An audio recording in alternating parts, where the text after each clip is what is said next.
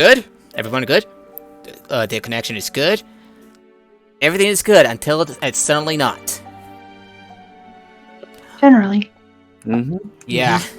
Tum tum tum. Uh-oh, SpaghettiOs.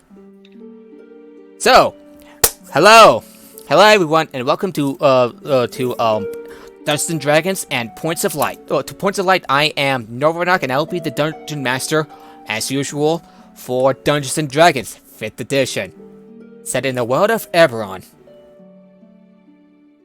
We have quite a bit of a recap for both since Auric and Lonnie were part of Sunday's group. So, quick recap. For Huntress and Fenfire, they went after the Lullabye principalities in search of an artifact tied to a realm of chaos. Also involves pirates. Lots of pirates. And whoever's going to come up with the Pirates of the Caribbean theme, I know it's tempting. Yeah, I know it's tempting, but yeah. So for the first half, Fenfire and Huntress, along with Bree and Apparatus, were to find an artifact called the Ather Vein, an obscure-like instrument used to navigate manifest zones. However, the Ridian ship that was carrying the artifact across the Sea Rage was fell victim to piracy, and the artifact stolen. And if artifact stolen by one who bears a Eberron dragon mark. The adventurers set out in search of this pirate ship, with Bree getting pecked by undead, a swarm of undead seagulls, mine, and giant zombies. They managed to kill most of the seagulls except for one, which is one sturdy zombie seagull. Even had to whack it lighthouse style. Didn't seem to do the trick at first, but they did. They got some captured pirates. They confessed, and they have a bit of a name. So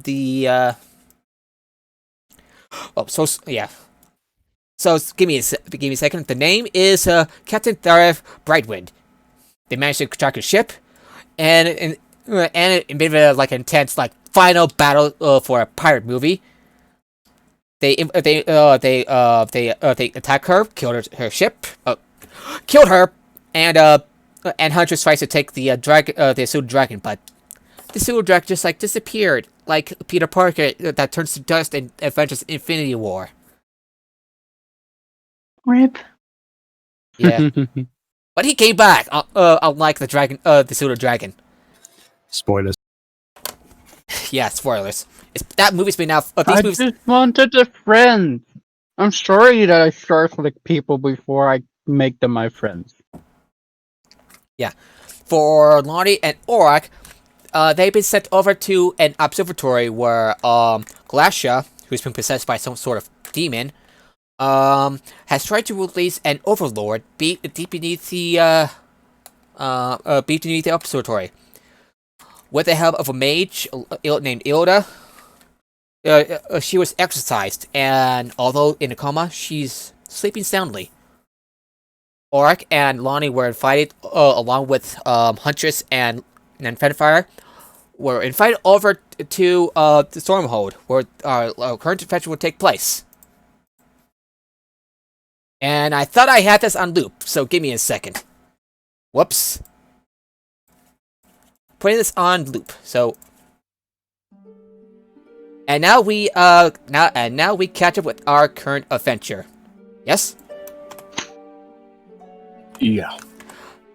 Yes, sorry about that. Okay. Yeah. Trying to find my missing earring, though. Yeah. It's a bummer. It's a bummer when things try to go your way and suddenly it's just life. Go. Found it. Yeah. I found the missing earring. Don't worry, they're only made of real silver. Okay. They're totally not worth like $50 a piece. So, Lonnie, so unfortunately, like I said, Bree will not be with us for a while till sometime in December. You know, realize stuff like work and school, and Apprise would also not be with us because her third player is looking over her niece. She can't play because of family. Yeah, family stuff. Yes, family stuff. Family stuff. I'm really sorry for getting into the details. So sorry about that. So, after a short respite and recuperation from your last adventure, a letter finds its way to you, bearing the familiar wax seal of the Clifftop Guild. Yet another calls for your winter clothes. If you will be so kind as to meet me in Stormhold, I'll be staying at the Fairweather Arms. Our benefactor requests our services once again to retrieve an artifact from a place of myth and legend. We're sending you into the wastes, though I should be able to make arrangements that will let us pass over the worst of it. Enjoy your cruise to Stormhome, because after that, it is going to get interesting. You've been sent separate letters, so Fenfire and Huntress, you are in Shorn. Lanya and Aurak, you're near the Starpix Observatory. You made your way over to Theost, where you said your goodbyes for now to Celeste as she takes the lightning rail.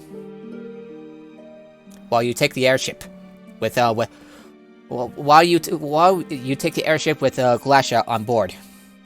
She still sounds soundly. Okay.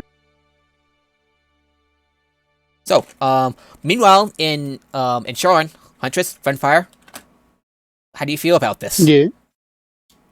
Well, Huntress is already on edge since she's back in Sharn. She still isn't really used to being in Sharn after her major fuck up. And yet you feel a little bit more at ease since you have companions to rely on in case the worst have come to pass. Well, it's more about that the person she assassinated still might find her. Yeah. Yes. So That's right, Huntress. I'm willing to carry out your will and testament if you die. Don't worry, they'll die before I get killed. You can be sure of that. Oh, and like I said, the letter is packaged with letters are packed with paid tickets for first-class cabins. For Fenfire and Huntress, Lightning Rail. For Lonnie and Aurak, airships. Yeah, airships. Though you had to pay a little bit extra to for passage of your wife. I'm gonna say about 10 gold would suffice. After what we got last time, I don't think that's going to be an issue. Yeah, I mean, Aurak's got quite a bit of money now. Yeah, you're not quite sure what to do with all this money. Well, and on the way, before you left, Lonnie has bought themselves a fancy-looking, stereotypical wizard hat. It's at some point I'm going to try to alter it to fit my usual clothing a bit better. Yeah, with a little bit. Also, just when we're gonna meet up with Lonnie, Huntress is just gonna give the pearl to one of the two pearls he has that's worth 200 gold to Lonnie. Yeah, you since he won that in a race. Yeah, you arrive. Thank you very much. Yeah, you arrive in Stormhold, and you see the grand sight of House Landar's fleet in the sky above. The hotel that Laura has booked for her stay isn't really difficult to find.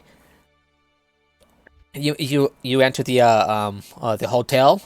It's a riverboat casino that will take you the rest of the way up Sky's Sound towards the island city of Stormhome. If you would like, you can go ahead and roll a history check if you want to know more about Stormhome. Sure. Let's do that. All right, history. +2. First roll of the day, 19. Not bad. And Lonnie is a 14 plus 11, so 25. Several Fire knows nothing. Yeah, Several hundred years ago, the dragon-marked House of Leondar leased a northern barren cold rocky island from the kingdom of Galifar. With the magic inherent in the mystical mark of the storm, they manipulated the weather around the island to turn into a paradise. Weather is kept perfect, with rain only falling when it's scheduled and given permission to. The oceanic winds are tempered to suit the needs of the residents, so that there's always a fair wind at hand for the massive harbor. Today, the lease agreement continues with the Kingdom of Undead. Stormhold is the headquarters of the house, the port of call for the northern Leondar shipping fleets, and the home port for the entire airship fleet. The city consists of mostly sailors, longshoremen, and half-elves connected to the house. With this ideal climate opposed to the rest of the northern shores along the Bitter Sea, it has also become a leisure destination for those who can afford to travel, with House Galanda operating several resorts within the island city.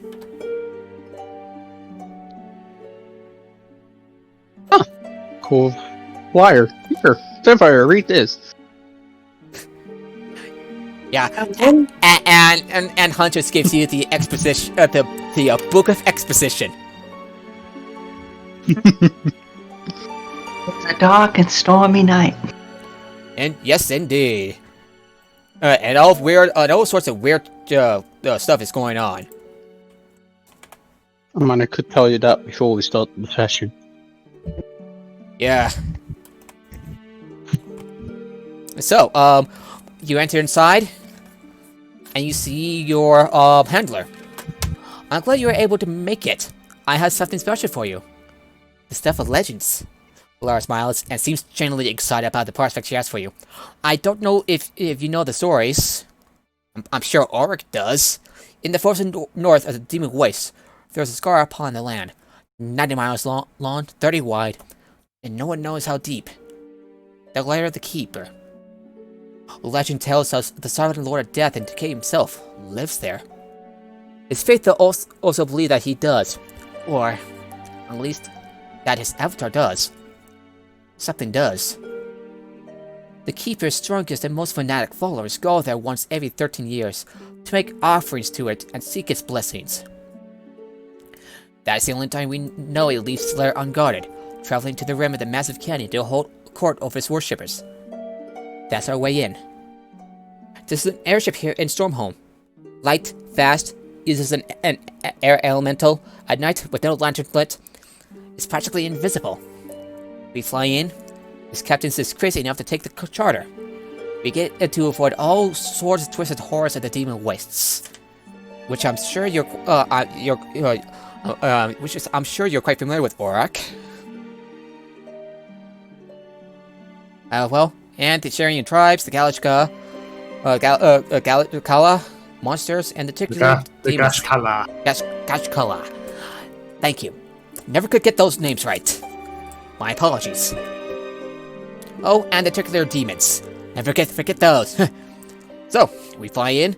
You dive right into the lair of the Keeper while it's out. There's supposed to be untold wealth down there, but don't get greedy. I need you focused. In the 1st century, the hero Drona Nurad was said to have gone in to retrieve the soul of her love, who was taken by the Keeper.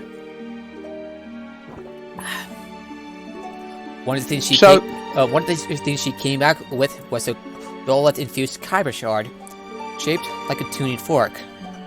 Said to be within was the force of the Keeper itself. According to legend, all she had to do was strike the fork, and she could speak to the dead anytime she wanted. She picks up her fork and strikes against the table to make a point. It was a myth. A legend. She sets the fork down. We know the artifact existed. The prophets found copies of a complimentary report from the Arcane Congress about it. The force of the Keeper was destroyed centuries ago during Mir Tyrant's crusade. But the first-hand account about the Arcane Congress took from Drona Nuan herself tells us that it was but one of many of those caves. She said these fork-shaped shards grew from the walls. Go in, find one, and get out. So, Do you feel up to stealing from a god? I mean, it's not like I haven't done it before. Oh, what do you mean? I have one question, though. Go ahead. Why only every 13 years? Part of a ritual, I assume. They had their weird holidays. I guess so. Any other questions? Oh, actually, Laura looks up to you. So, so how are these? That went over in that observatory, Aurak? Yes. Yeah. I've heard some strange things going on at that observatory. I assume you've taken care of it. Yes, we have the perpetrator of what was going on there has been dispatched. That's nice to hear. Have you brought anyone else? Yes, you are aware as to why I traveled these lands in the first place. Well, my mission has been accomplished. However, the person I searched for is with me now, and I am bringing her back to the Demon Wastes. Yeah, it's a good thing we're taking the ship over there. Well, since it's your final job, we'll be missing you. It was emotional. I'll say. Not the sort of reunion, you would expect, eh? It was quite unexpected, yes, but I'm grateful for what happened. Alright. She nods. Any other, so, as a DM, any other questions? Not really. Yeah, this module has some exposition and questions, so, do you want me to explain what they are without, prompt? Well, first I would like to give the, pearl to Lonnie. That's worth 200 before you met pieces. with Lonnie, before you left with Laura, you gave Huntress gives, a exquisite pearl to, from your last adventure to Lonnie. Greatly I think you'll have some use for this. I use it to identify stuff, but... Lonnie examines it closely. It's a pearl from the bottom of the a lake that Hunters won by swimming fast. Oh, neat. Yeah. How do you want to beat a Warforged that can dash as a bonus action? Yeah. If you're worried Just doesn't work. Yeah, if you're worried about this keeper, well, God of Death, Decay, and Greed, of course, but obviously, I assume you mean the thing that claims to be the keeper, right? Yeah, everybody knows who the keeper is, and I'm assuming that you are the superstitious sort that think that one of the Dark Six lives in a hole in the ground. I mean, we don't exactly know whether or not the gods exist. Some say that the thing down there is a dragon, others that it is a demon. Legends vary. Point is, we know that it won't be home when we get there. As for the force of the keeper, according to legend, if you read it like a tuning fork, you can use it to ask questions of the dead. I know some holy men and women who can do that, but this will let anyone do it. And often. I see you want to know about your method of transportation, yes? We're traveling by airship, right? Yes, Whisper of the Storm, one of the first generation airships, which means she's smaller than the ones they're putting in the air these days. Has an air element powering her, so she doesn't light up the night like the fire rings that are so popular these days. Since she isn't much of a cargo hauler, Captain Alvis de Landar has taken to using her to fly in and out of places all quiet-like. perfect for our needs. Get us over the real nasty stuff of the Demon Wastes. And I assume that Ulrich knows about the Demon Wastes. You came from there, right?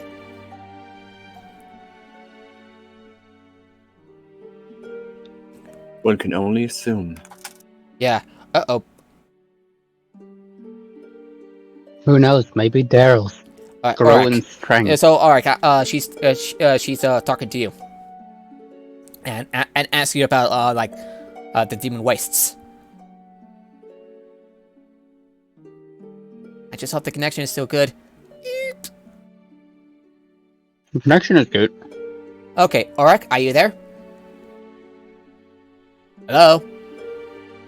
Hey, British guy. They may have had to go AFK for a moment. Yeah. Their food is probably just arrived. Oh yeah. Yeah. Because, just UK and Dutch things. Yeah. Get around this time. Yeah, so,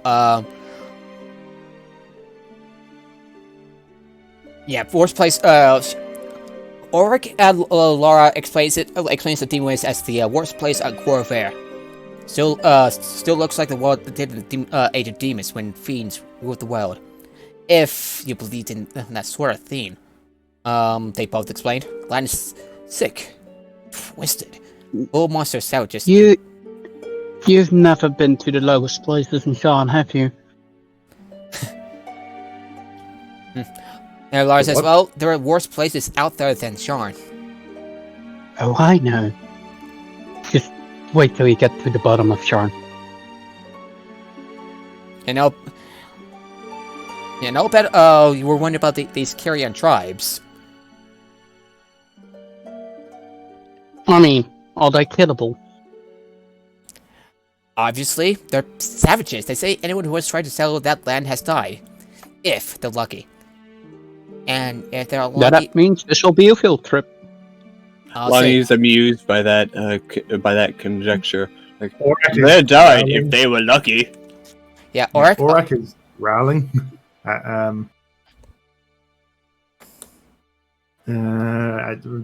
Thinking that the Demon Wastes are a field trip. I mean, if I can have kill no things, idea. it's basically a field trip. Yeah, and watch out for the Carrion tribes, they're savages. Anyone who tried to settle that land has died, if they're lucky. And they're unlucky, well, they go mad, turn feral, turn to cannibals. Could be worse. You have no idea. And I've heard all sorts of things about the Gouge Kala, right? Water tribes live in the mountains outside the wastes. Discourages anyone from going in. We reside within the labyrinth, the great canyon network that resides in the Demon Wastes, and we fight back the forces of evil there. It is our duty to keep evil, including the Carrion tribes, contained within the waste, so violent conflicts between the two cultures are quite common. If you don't mind, or I will be avoiding them altogether, just to be on the safe side. Unless, well, we have to meet one of them. Hopefully it goes well then, no? Yeah. I'm sure it'll go well. Yeah. And as for this artifact, the prophet has always wanted one of those things for a long time. We should insist. Then ask how he found out about the secret holiday of the Dark Six. By the way, just in case you're wondering about it, Huntress, but he's absolutely certain it's true. As for the plan, we fly in, find a place suitable to pick you up, and you jump off with some feather tokens. Hide, wait for the thing to leave, then explore its caves looking for one of these crystal forks. Simple. As for payment, as for payment, I can offer each of you 700 gold Gallifers for a successful completion of the mission. Do we get some of that up front?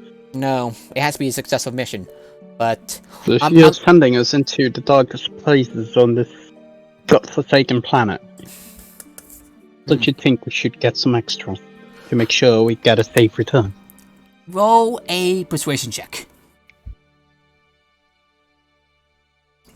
21. I'll pay you an extra 200 up front. She grabs bags of gold and drops on the table. 200 gold for each of you. You drive a hard bargain, Huntress. I mean, just to make sure we do the job right? Yes, do the job right, and you get paid with the original amount. Sound good? That sounds fantastic. Alrighty. Maybe with that little extra gold, maybe that'll give you a bit of incentive to prepare.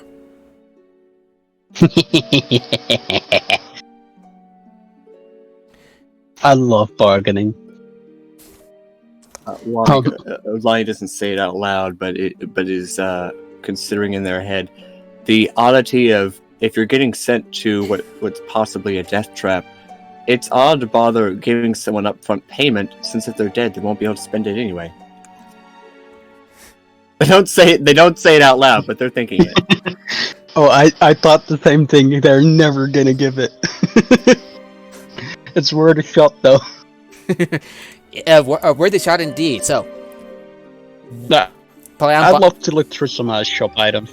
Alrighty. So, what are you gonna buy? Whatever is in the shops. Your typical infantry gear and plenty of magic items.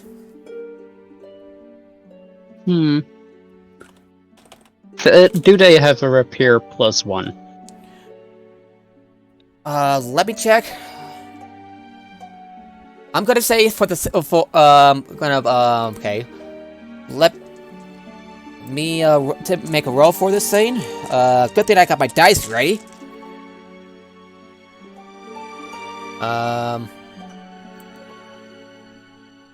Because there are 3 types of repairs +1. Alrighty. I would like you to make a persuasion check.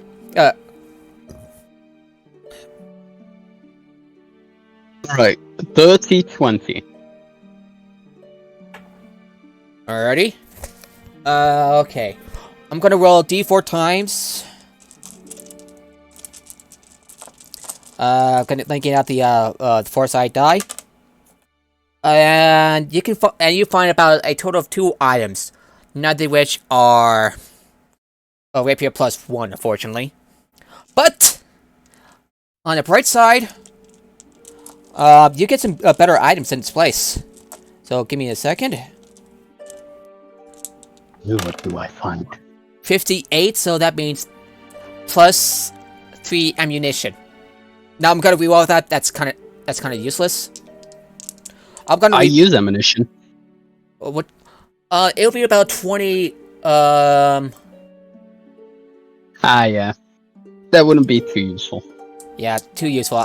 Unless I had a bow that kept shooting the same arrow. It could be bolts, but not too useful for you. I'm gonna try it again. Yeah. 31, and that is a potion of speed. That doesn't really sound too well on Professor. Yeah, okay, very rare potion. It's a very rare potion. I thought it was haste. Alright, so since it's a rare potion, it's gonna so I'm gonna it's gonna be half the cost of a normal magic item. Huntress looks for weapons, that's pretty much it. You know what? I'm just gonna because weapons are the only thing useful to her. Alrighty, or a weapon, or a scroll that can give her a permanent spell. Alrighty, I'm gonna roll a d6. 100 gold! Ooh. She gets 100 gold? No, you pay 100 gold for a rapier. +1. Ooh, nice. Only 100 gold. Okay, Aurak would like some. Aurak would like some a magic greatsword if one's available. Alrighty. Plus, what kind of greatsword?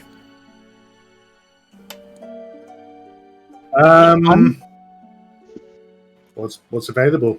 I mean, Big and angry. Let me check. I'm gonna I've got roll. 3,000. I've well over 3,000 gold, so... Yeah, might as well roll a persuasion check. So- just in between, the repair +1 will become an arm blade. So Huntress attunes to it, so he can retract it and just use her hand. And then once he shoots it out, he can fight with it. I don't know. It'll just be a regular +1 rapier. Sorry. He can do that with weapons. Okay. Because these are Warforged. It doesn't change anything about the okay. the- So the it'll just be like a +1 rapier, but an arm blade. Alright, I'll allow it. pretty much an arm blade repair. Alrighty, roll a persuasion check. I rolled a 19 plus 4, so 23. 23. So I'm going to roll D4, see what you can get. You're able to. You will have enough time to buy 2 items. I am also going to roll for 29. That'll be a spell scroll of 8th level. Wait, am I sure I got this right? Yeah. An 8th level spell scroll.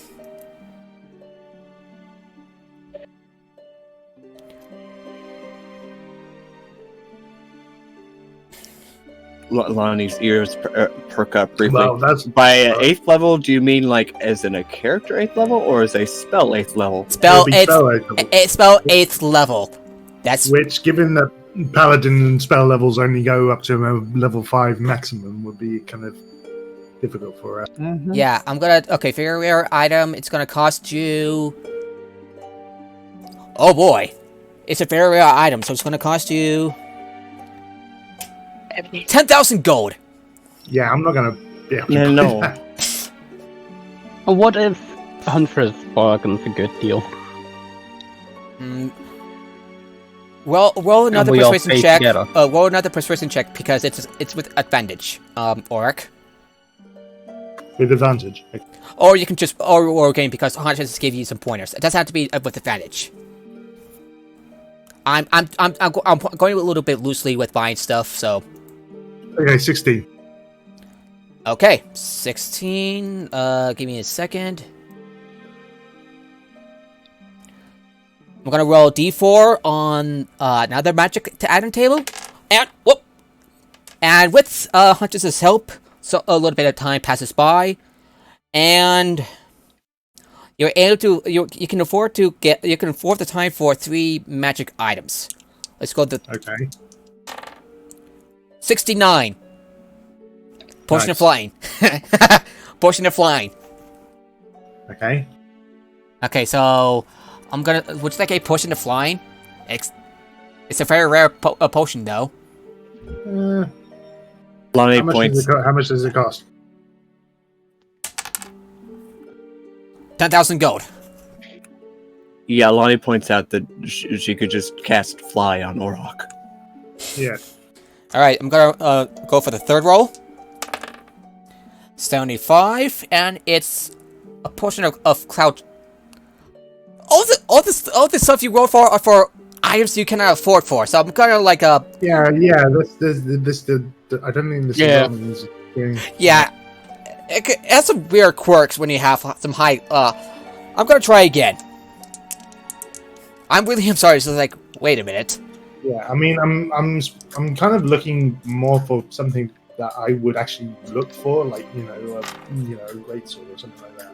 Alrighty, a greatsword. That's a +1. That's a +1. So uncommon, and that will be another 100 gold. That'll be 100 gold. 100 gold. 100 gold. Or what would the +2 be? It's a rare item. It's a rare. Buying magic items. It'll cost 2d10 plus 2d10 times 1,000. That is such a hike. 40,000 gold. Yeah, no. Okay, I'll stick with the +1. That is such a price hike. I know, Yeah, that I'm gonna is be nice and fine. gonna try rolling again. 12. Mhm. 12,000 is still a lot, man. Yeah, I'm gonna try Yeah. again with the third one. and 10,000 gold. Okay, I'll just stick with the +1 greatsword. Yeah. Alrighty. Finfire, Lonnie, are you gonna buy anything else? Since you have the Huntress is still looking for something. She would love to find a first level spell scroll to do Find Familiar. Alrighty, Find Familiar first level spell. That's a scroll first level spell, and that's a common. Very common. Yep. Very common. As long as there's a wizard around, you can find it. It'll cost you 30 gold for a first level scroll. I'll gladly do that. Already remove 30 gold from your character sheet. Did Find Familiar. Oh, I just gotta learn it as a permanent spell. You picked up something to pick up spellcasting? I'm a sorcerer, shadow sorcerer. Ah. Yep. Alrighty, so is everybody ready? Yeah, Lonnie's already well stocked on spells anyway. They don't really need any particular right now. And a silly hat Could that lets Huntress, during the trip, could Huntress try to permanently learn Find Familiar? Because it's only a one-charge spell scroll. you're not a wizard, so no. I'm a sorcerer, though. Sorcerers do it from the blood. They don't learn like that. She dipped into shadow, so... Sorry. If you're Yeah, damn it. I'm sorry. That's alright. Alrighty. Is everybody ready? Yep. You gather at the high House Leon Docking Tower, housing the Whisper of the Storm, and her cocky half-elf captain, who whips out a cocky smile. What's unusual about this trip is that Laura herself will be joining the trip. Aurak, do you bring? You turn around and you see your mate also joining the ship, decked out in her breastplate armor with a staff and her shield at her side.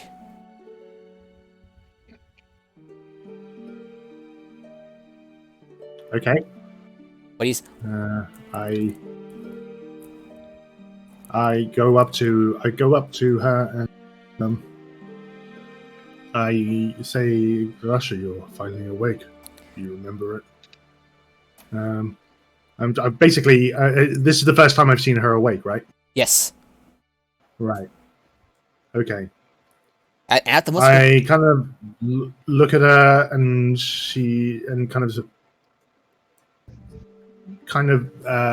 I'm basically implying that we have a lot to talk about, and that we will go into some quarters to kind of discuss things like what's been like what happened, what she remembers, and the fact that we are taking her back to the Demon Waste to possibly stand trial. She nods, and so I understand. Even though my actions were not my own, I bear the responsibility for it. She nods. She looked at you solemnly. Though I'm glad that you were able to save my life. If it means spending more time with you, it'll be worth it.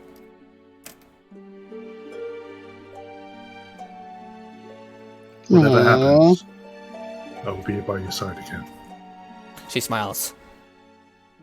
Oh, so I take it that you are going to be. This will be your last job, eh? I can offer to help you as a way to make up for my sins. It is still a great risk to me. I may be susceptible to this corruption, but we will have to. We'll have to see what the tribe says. All right. If you want me to come with you on this expedition, I'll be glad to do so.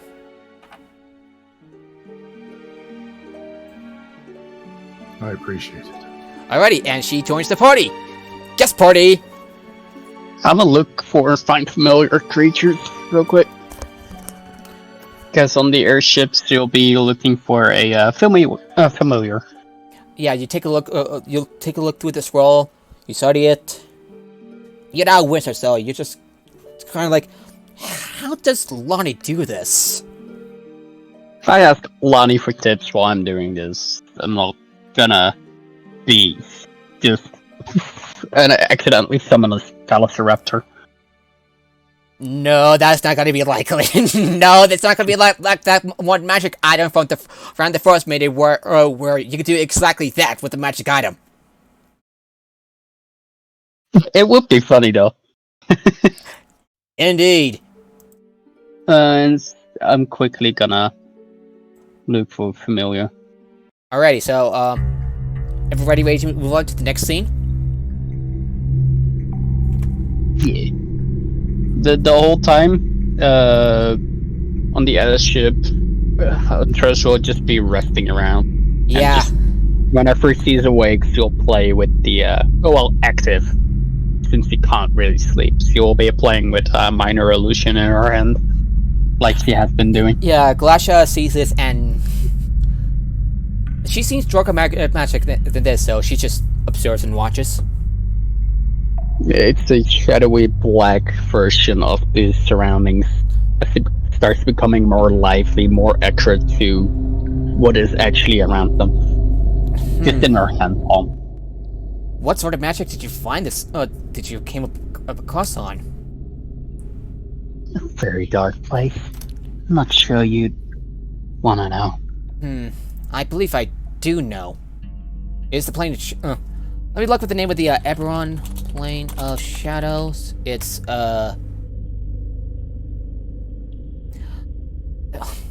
if I were to guess right, it's either Mabar, the Endless Night, or perhaps a shadow plane of some sorts. It's not exactly hard to figure out. All sorts of shady things come from there. She chuckles at her own joke. I mean, I'm quite sleepy, as you can imagine. She rolls her eyes. Oh, by the way, what's her passive perception? Fine. Yeah. 15. You as you step up, you kind of notice that she had herself next, like right in front of your shins. But you hop off. Huh. So you saw that coming. Yeah, don't try that. Welcome back, Lonnie. Yep. Yeah. So Glasha was messing around a little bit with Huntress by tripping her with her staff, and while after Huntress was doing a little bit of magic to pass the time.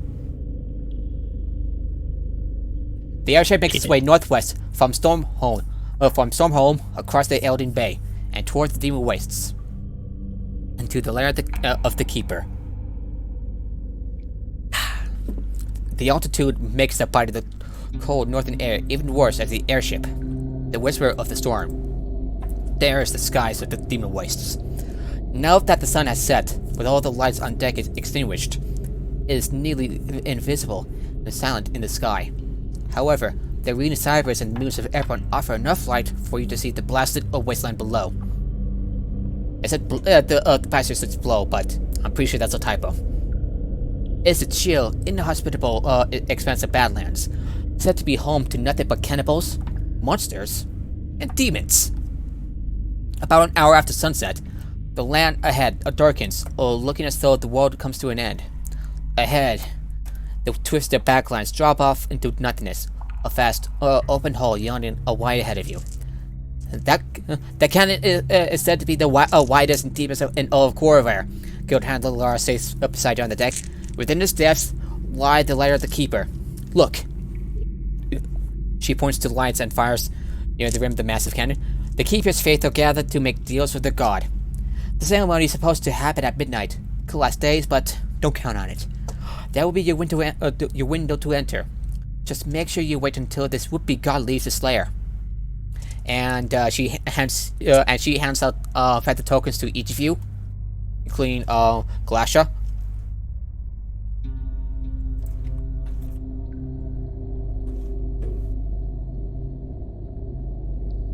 Ready to make another leap of faith? Almost, as Huntress finally figures out how the spell scroll works, and she summons a Bloodhawk with 3 hit points. And suddenly, an apparition, what appears to be an apparition, came to physically manifest as some sort of a hawk appears and lands on Huntress's shoulder. It's a Black Hawk, with red feathers. Yeah, Black Hawk. It's a dark red feathers mixed. Yeah, its black feathers were with red at the tips. It looks a little. It looks almost beautiful. And she quickly dismisses it, so it goes to its own pocket dimension. Yeah, Glacia turns around and says, and asks, "So how do we? Get out? So how does the rest of them get leave this place? How will we achieve them?" Laura gives Auric a tiny mallet. "We're working off old legends here. We don't exactly have a map. Thunda Jordan states that the entrance to the lair can be found where the river of bone and blood ends, falling below to Kyra's depths. Oh, let's hope that isn't a bard's metaphor. If this waterfall exists, it will be a landmark, and we will try to spot somewhere suitable for pickup nearby. Strike that mallet against any hard surface, and it will cost the bell I have here to ring. That will be our signal to come pick you up. Oh, Auric, you hand the hammer over to someone more suitable for retrieval. If that's what you want. Yeah, sure. Yeah. Who will have the mallet? Who wants the mallet?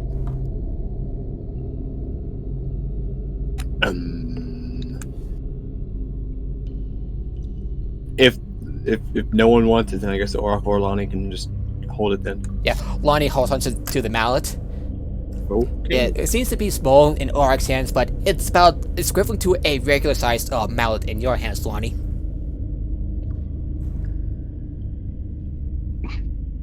I put it in my pack. Alrighty. Okay. Hunter just stands scouting, trying to see what is of the land below. The whisper of the storm dies down below the rim of the canyon, well away from the camp of the Keeper's Faithful. The canyon is deep and very dark. In the low light of the moon, you can barely make out the bottom far below. Your ears pop, except for Huntress, because she doesn't have ears. As you descend ever further down, as they do, you will begin to hear agonized, wordless whispers on the wind. As soon as we're 120 feet above ground, Hunters would be looking for a good landing space where they could be picked up again. Yeah, as the river of bone and blood comes into view below you, Laura sighs sarcastically. I'm not sure what I was expecting. The metallic snake of blood rises from the dark liquid, its true color unnotable in the dim moonlight. The river crashes and froths against what massive skulls and ribs of immense creatures of days gone by. Following the path of the grisly river, you begin to hear the rush of a waterfall. Then the river ends abruptly at a deep, black pit. Across the hull of the canyon continues. Oh, excuse me. Though that side is full of needle-like spires. What's everyone's passive perception? 16. 15, but Huntress would be keeping an active eye, trying to stay in the shadows. 14. Right. I rolled an 18 for perception to keep perception. Laura, while you keep your eye out, Laura steps towards... 25 for stealth. Yeah, Laura steps towards the each of you, be sure to find the entrance. Hide yourselves well, and wait until after the keeper leaves before you enter its lair.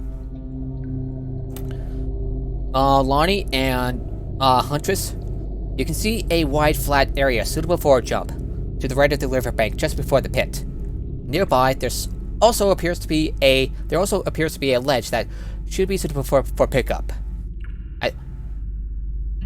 Okay, Lonnie points them out. Glassshot nods. Good eye, you.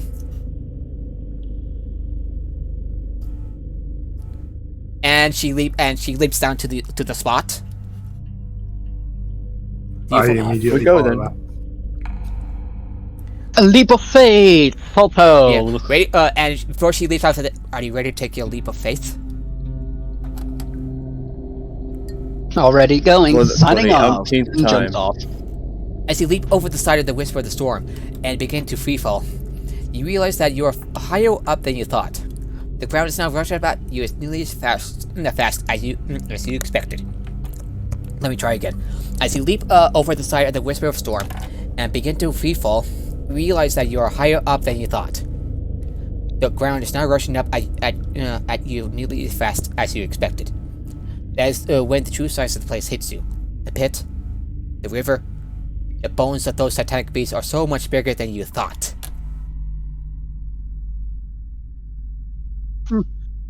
This is gonna be a fun field trip. Once you look up, and as after you make landfall, you see the airship disappearing into the darkness below, and you're left alone to find the lair. You look around, and you see that the area is devoid of most plant life, despite, or maybe because, of the rapidly flowing river of bone and blood. You look ahead, and you see that the river flows into an enormous pit, falling down into Kaiba below.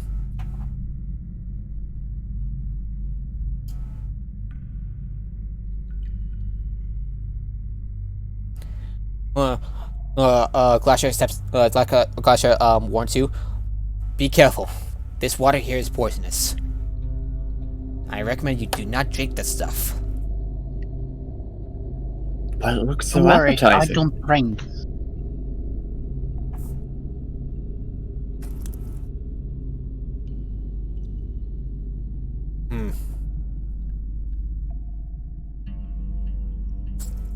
Shall we get moving? Yes. You move closer. Sounds like a good idea. Okay, you move closer. As you move closer to the pit, you see an entrance. What appears to be entrance to a massive cave opening on the far side of this pit, about 50 feet down. Again, who has the highest passive perception? Lonnie. I have I think- 15. Lonnie. So, As 15. while each of you climb down, Lonnie, you see what appears to be a shadowed humanoid figure. They don't seem to notice you yet. I Do you want to quietly make them known to the rest of the party. I like to stealth sneak up behind them. It's too far away, and by the time you get down, it's not there anymore. Also, as a bit of a hint, you are welcome to try to make a roll on something. Would you like to Want something? Okay. I just rolled for stealth. I rolled a natural 20, so 30 stealth. Yep. Try Nope. to find me. I'm gone. I'm in a pocket dimension myself. You're practically in your own dimension right now. Now even Glacier knows what's up.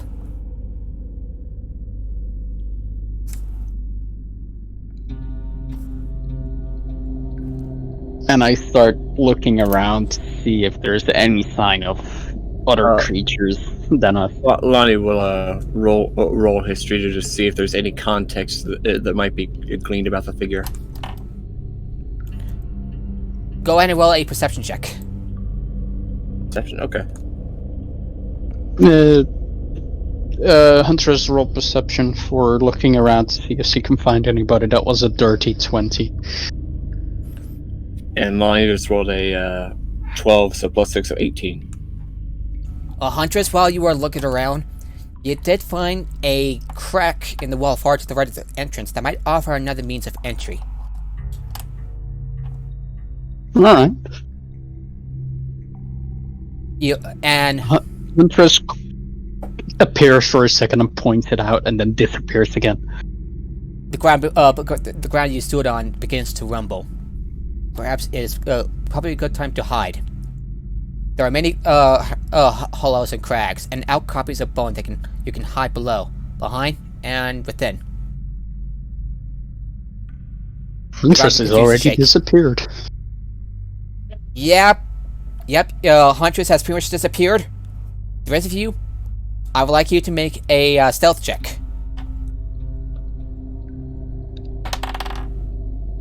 Okay, 19 plus 3, so 22. Galosha rolled a 17. With the advantage, I should add. Yeah, she rolled. Yeah, she rolled a 17. So success. So stealth check with advantage. Oh, okay. In that case, it's just a straight roll for me. Oh god, you didn't take off your armor. I gotta give you these boots someday. I got a 7. Uh-oh. Uh-oh. Huntress, Fenfire, what'd you roll? I got a 9. Oh. You know, there's... Lonnie and Huntress are gone. Yeah. Together with Laura. I'm a big, beautiful dragoness. What do you expect? Galosha, with some little bit of quick thinking, gets you behind some cover. Hopefully, behind like piles of big bones, buries you in it, hurries us and hides on one of the hollows. Lonnie makes a mental note to just start preparing invisibility for people now. Huntress makes a mental note to buy everybody elven boots. Time. Okay. Give me a minute. Time moves slowly, but at last it nears the midnight hour. From your hidden vantage point, you see something stir within the mouth of the cave, leading to the lair of the keeper, until finally, it emerges. Once, it was a dragon. It must have been very old when it died, for the skeletal frame that remains is truly massive, easily about 90 feet long. The single crested skull is enormous, and could crush a lightning rail cart in its maw. The light of its glowing red eyes causes its claw and pointed teeth to glisten strangely in the light, as though the teeth are made from dragon shards. As it steps out onto the shelf that extends in front of the cave mouth, the air temperatures, already cold, drops another 20 degrees. Stretching up to its full height, the undead dragon, the creature some believe to be the avatar of the Stormfront of death and decay himself, spreads its skeletal wings. The skin of its wings has long since spread away, but as the wing bones open wide to a wingspan of over 70 feet, they wrap themselves in a pale, white ghostly mist. Something about the way it moves seems unnatural, animated by source necromancy rather than sinew and muscle. Launches itself into the air, and beneath its spectral wings, you can feel the force of the air from your hiding place. The wind chills you to the bone as coarse dust swells up in the wake of the self-proclaimed god's passing.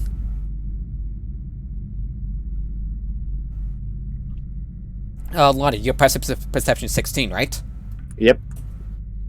As the Draco Lich flies away, you notice that the dust it whips out briefly outlines an invisible creature that's beside each of you in your hiding place. Lonnie, that figure is close to you. And it turns around and it notices you and it starts to run away. What was that? I couldn't hear you over Huntress. I have passive perception 15, but I have a perception roll 20 up. Yeah, Huntress and Lonnie, you notice this figure starting, invisible creature starting to run away. No, I shoot it with a crossbow bolt. Phew! It falls and trips to the ground. The bolt sticking out of its one of its legs. Can I roll damage? No need. It's definitely dead. Still gonna do it anyway.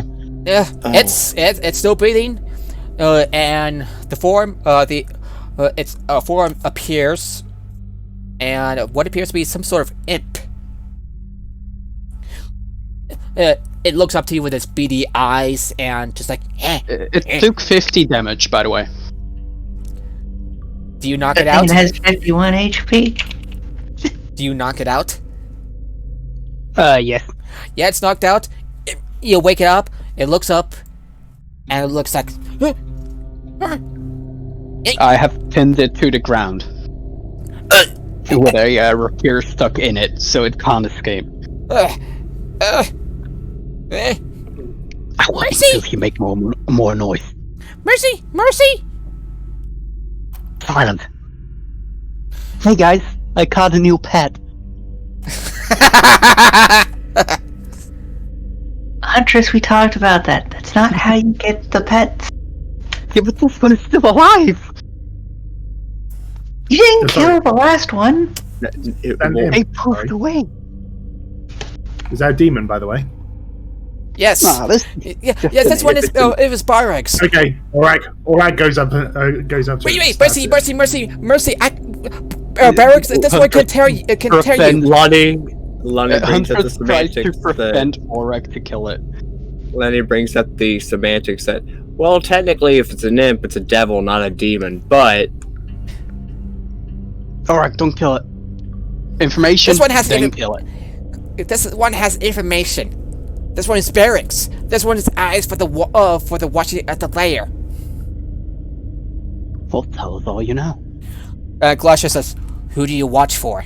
Who is our master? Who?"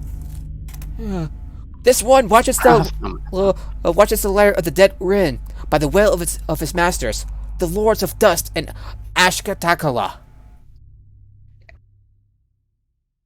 Who do you watch? Glasha asks. The dead Rin is a powerful enemy.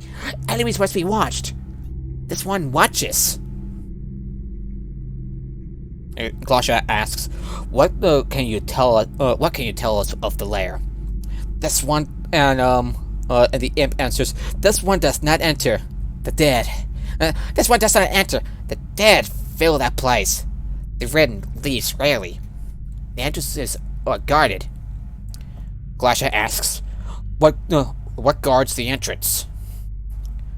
The imp answers, "A champion slain stands guard at the cave mouth. The sisters protect the crack that goes through, so that none may slip in unknown. But no souls watches the back way." Anyone else? Supposed to be the sword that busts. Get behind it. Entrances. She asks, "What? Entrances?" I mean, I already found one over there. A third one. Through the needle spires. There is a fissure that extends down. It is where the dead worm disposes of the body of any who dare enter. This one knows if the bodies comes out, there must be a way in.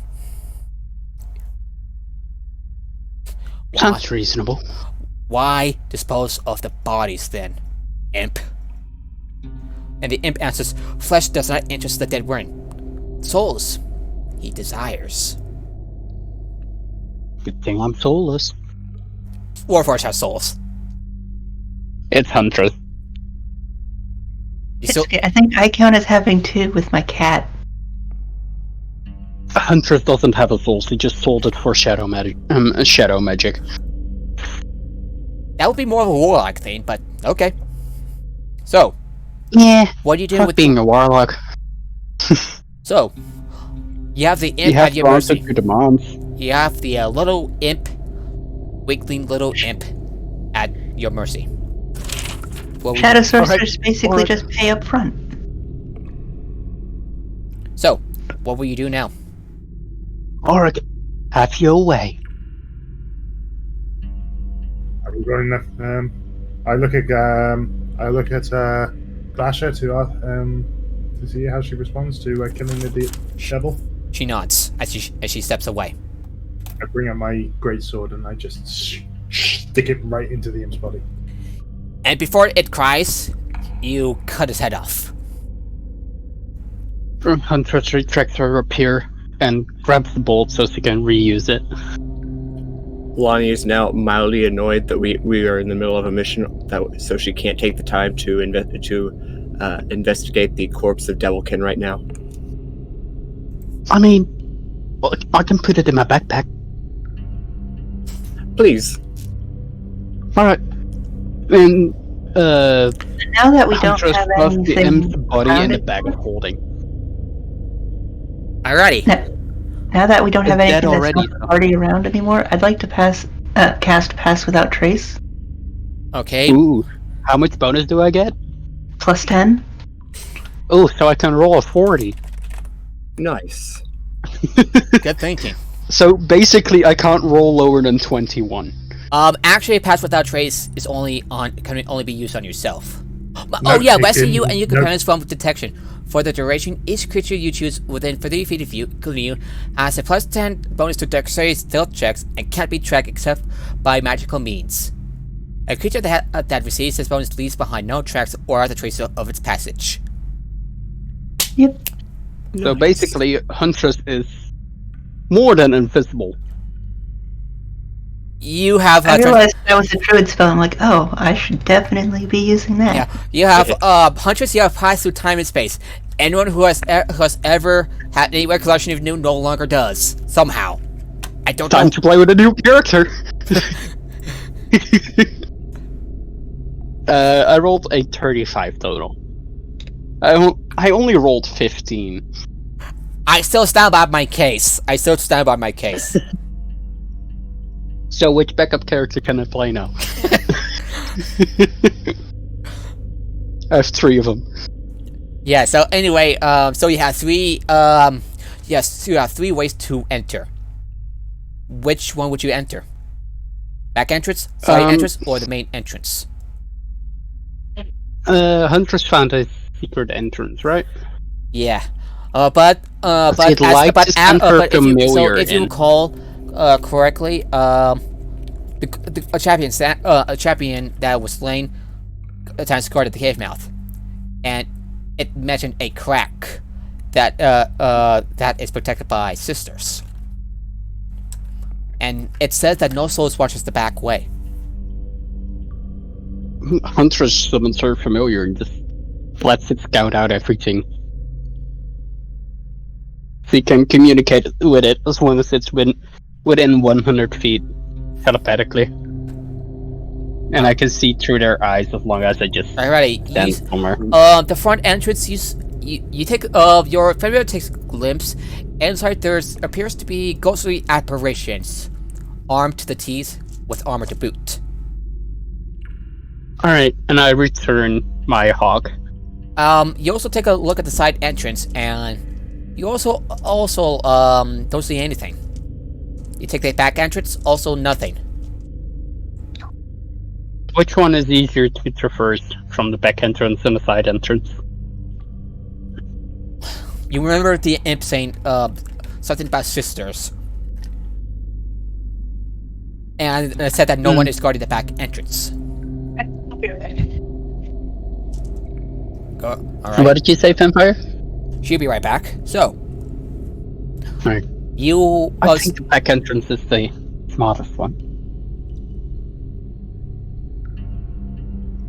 Alright. Well, if we would like to do even more scouting, I could always also cast 5 familiar as a ritual, then send one in to potentially get knocked off and see how well guarded it actually is. Good idea. So yeah, Lonnie conjures up a bat and has them fly in and do that. There, it flies into the main, the massive main entrance. Through the bat's eyes, you see directly across from the roaring falls of crimson water. There's a shelf-like cliff about 50 feet down from the pit's edge. It slips back into a yawning cave. And and as it enters, it sees what appears to be a glowing apparition, clad in armor and armed with a sword and shield. It takes a look at it and tilts its head, walks approach it, and strikes. Cool. I'm being that this is just for operation, just gonna go ahead and dismiss the familiar at that point. Just before he attacks. Yeah. Let's slip through the back door, and I just summon the I put away the familiar again that I have.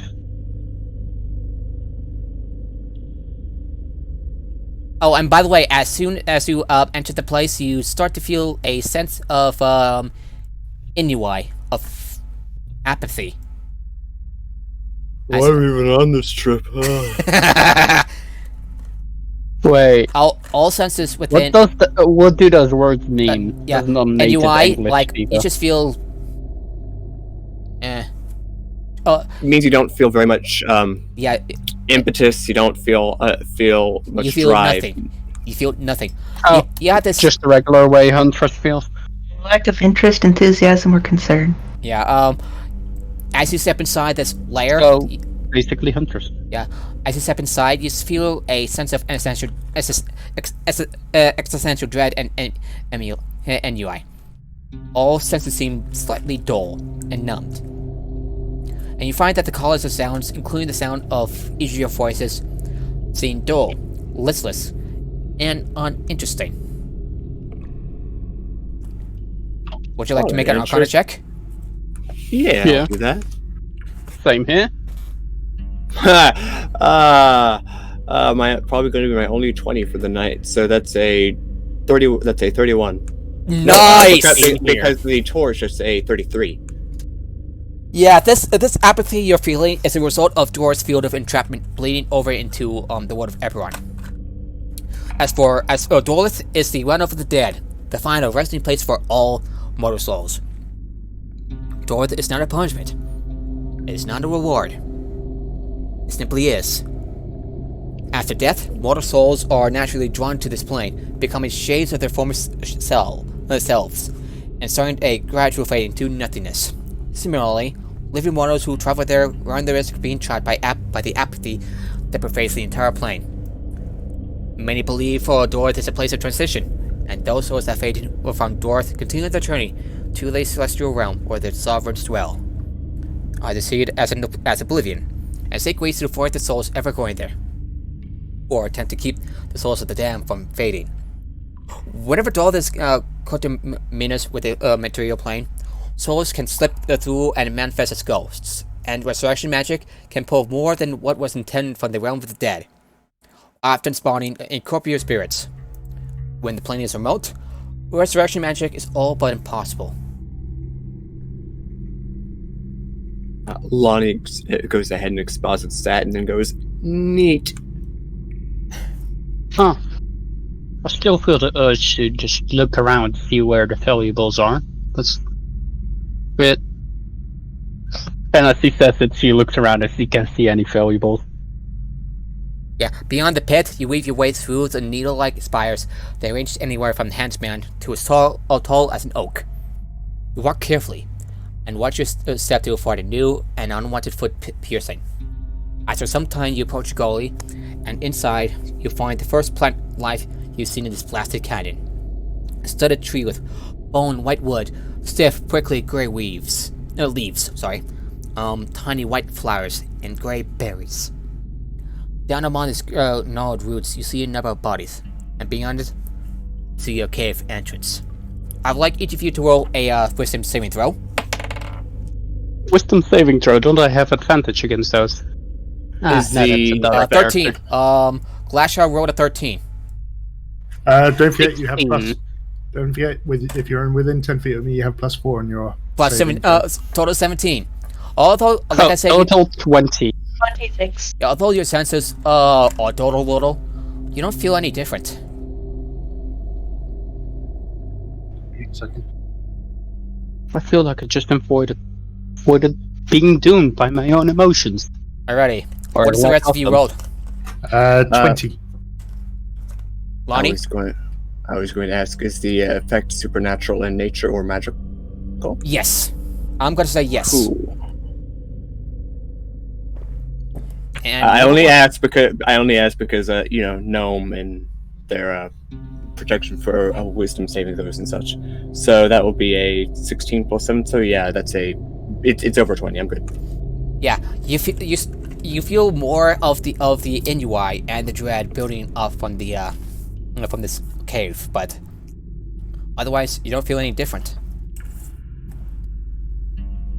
I feel my usual amount of listlessness and soullessness. Huntress is gonna pop back out of existence.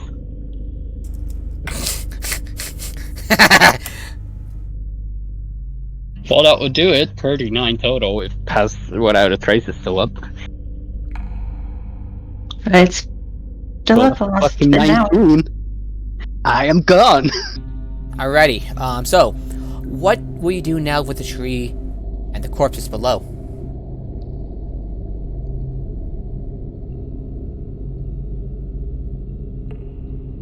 Wait, the what? Yeah, there's a strange looking tree, and you see some a number of bodies and beyond it the cave entrance. I'd like to inspect it. One still. I'd like to investigate.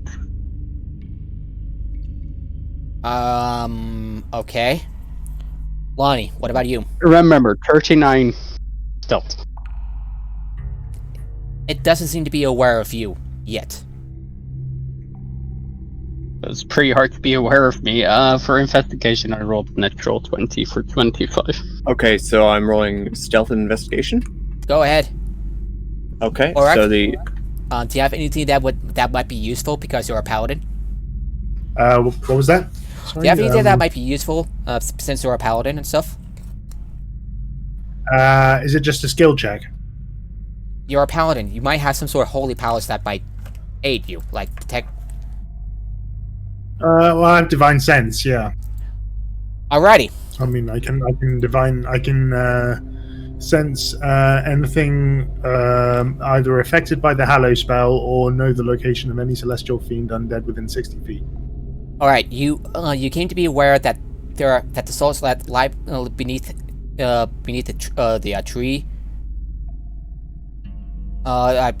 You're aware of the souls that lie beneath them, deeper in the lair, but not in your immediate vicinity. Go ahead. And Oric, you have detected some sort of necromantic energy from the plant. But it's not. But you had a feeling that it's not undead. There's something wrong with the plant. I would not get close to that thing.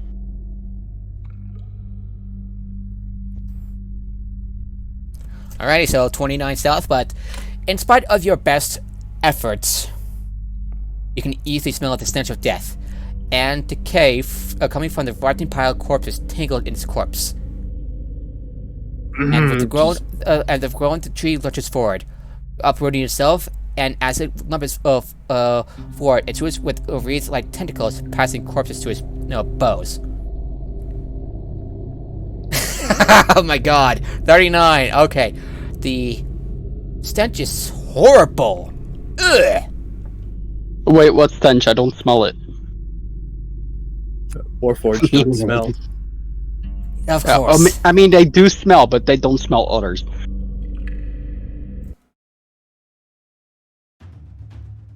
Combat time. Roll initiative. Okay. Wait, since when? Since that It's so bad that we have to fight it. Seems so. Yep, I'm gonna roll for initiative, and so what I do with Glasha, the corpse flower rolled. Now this flower-looking thing rolled a 5. 23. I rolled 19. 19 for Aurak. 23 for Lonnie. 10 for Kalasha. Huntress. 20, dirty. Okay, Fenfire. 22. 22. Okay. 22. 22. Fire. 5 for the king. What did Orc's wife roll? She rolled a 10. Alright. Because I don't know her name. Yeah, Kalasha is her name. Flash. Yeah, I still don't know how to type it. Glasha. The Fiend. Nice reference. Alrighty, I like my movies. Lonnie. I believe you're first. Okie doke. I'm going to try to find a safe position far, roughly behind Aurak, and go ahead and, since we're likely going to be in probably a few combats, going to go ahead and get mage armor up for the duration of this, and that will be my turn. It's just preparation. Alrighty, you mutter a few words as you like step back, and an apparition of armor appears on your person, and you ready yourself. Would that be? That's your turn. Yep. Fenfire, you're up. I'm going to use an action to summon Enya, my fire spirit. And the words difficult. Why? And tell her to use Fire Seed. Alrighty. Do I need to roll for Dex? No, it's just a ranged attack. I need to find her modifier because I can't just click a button like everything else I can. Okay. D20 D20. does an 18 plus 5. 23 hit. That's a hit.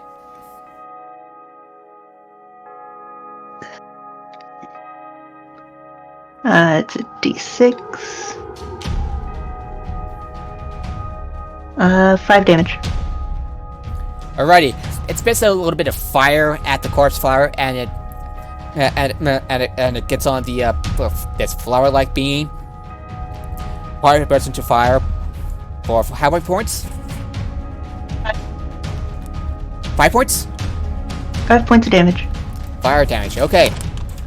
And it does so, and a bit of it gets, and the tips of the flower-like being burst into flame, but it's still standing. Would that be your turn? Yep. And Enya's turn. Huntress, you're up. Alright, Huntress rubs her hands together and stabs at it with her new +1 rapier, which she automatically has advantage on and crit because of her assassin feat, since it hasn't taken a turn yet. And she'll do it with the cantrip green flame blade, so her rapier lights up in green flame. Okay, let me take a look. Rolls to attack It's not to death. It's an action. Okay, so how far away are you from this thing? I don't care how far away. I run You're up to it and stab it. You're about 20. I'm gonna say you're about 25 feet. I was investigating. Yeah, you're pretty close to it. So I will like you to make a Constitution saving throw. No, unless the creature is a construct or undead. What? I'm trying to find out whether or not a Warforged would count for that Constitution save. I think it would be a construct. I'm not entirely sure. Nah, since Does you're Warforged, you doesn't count. So you're able to you're pretty close to it. You don't smell it. You're good. I also have resistance to poison and immunity to disease. Yep, normally, if you're not Warforged, you'll be immune to the stench of all corpse flies for 24 hours. Yeah. No worries. I don't care about it. Alrighty. So that's a 24 to hit? That hits. Right. So. Oh, by the way, your assassination feature. Just want to point it out.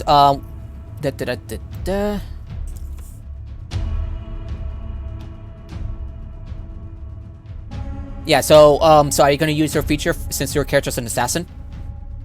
Yeah, that's an automatic passive feature. Nice. Yeah, I've been doing this the whole time every start of initiative. So for the green flame blade attack, it's 12 points of fire damage, 5 points of extra damage, and then sneak attack. All right. So how much is that total? So 12 points plus 5. That's 17. 17 damage, of which 12 fire damage. Ooh, you take a stab at the corpse and you hear, and it doesn't shriek out, but it withers as the and flames 28 more damage from sneak attack. Yeah, it's not looking too good here. It's so standing, but and as bonus action, I'm stemming it with my other arm blade rapier. you're carrying you don't have any hands. You know that, right? You don't have any hands right now. Wait. Yeah, I know. Is the rapier I light? only have rapiers as arms. A rapier isn't a light weapon, so I don't think you'll be able to use it on a.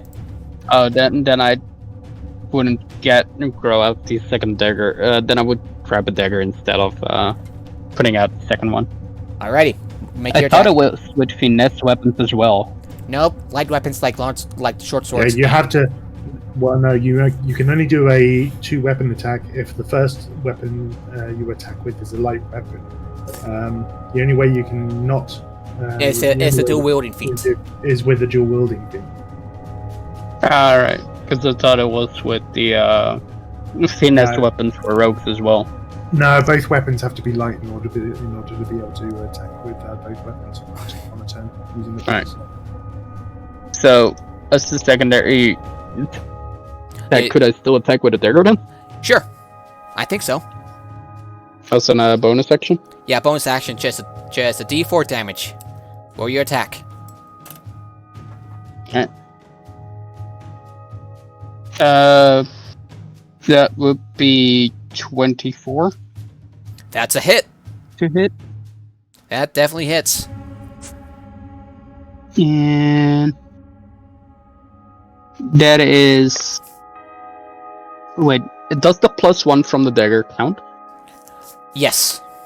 as extra bonus damage? Since it's a secondary attack, doesn't get bonuses from proficiency, I believe. Okay. But this is the weapon itself, so is it still a +1? Alright, so D4 plus 1, since the dagger plus 1. Yeah. So that would be 3 damage. Alright. And Huntress is just assuming it's immune to poison. So she's not gonna use the venom from the dagger of venom. Alrighty. Aurak? And that's my turn. Yeah, Aurak, you're up. Okay. I draw out my greatsword from the dawn sheath, so light shines from my new greatsword. Alright. Is the creature undead or a fiend? Now let me check. No. Lonnie mutters, it smells undead though.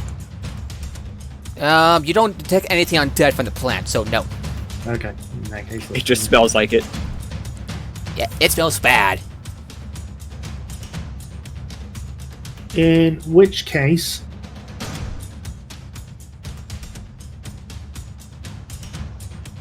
I will just slash away at it. Alrighty. Okay, alrighty, make your attack.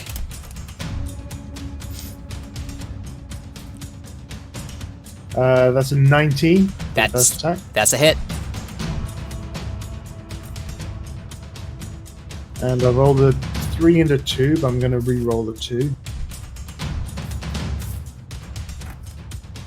Which turns it into a 3. So that's 3 plus 5, so 11 points of damage. All right, The first attack. you slice off one's limbs, and withers still.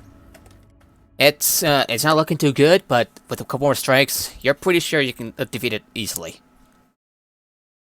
Okay, second attack is 18. That hits.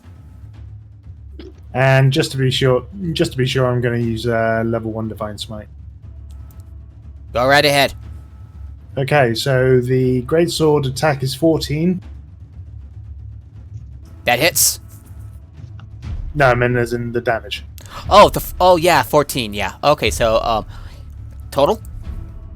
No, that's 14 slashing damage, and just give me a second.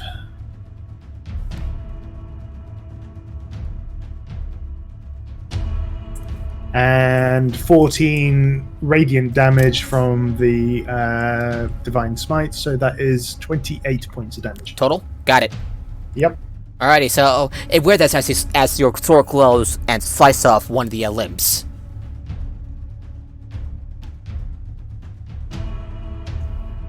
Would that be your turn? That would be my turn, yes. Glacia's turn is up, and she will cast Produce Flame. Yep, Produce Flame. Nice. Produce Flame, and it's an attack. And the flame sheds brightly, and it's she approaches the plant. Like keeps a distance about 10 feet away, and casts Produce Flame, which is the hit. Which is hit. She throws the flame, and it deals 2d8 points of fire damage. Okay, so give me a second while I get the other die. And it does, 14 points of damage. She's on fire, figuratively speaking, of course. And steps a little bit back to keep her distance, and ends her turn. The corpse flower it's now the creature's turn, and it's going to use as a bonus action digest one of the corpses for healing. Anyone get that?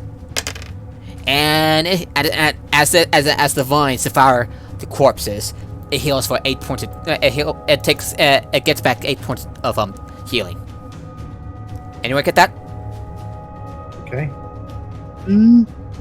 And the body and the 1/6 body's just gone. Any equipment the body had is just gone. It's eating the loot.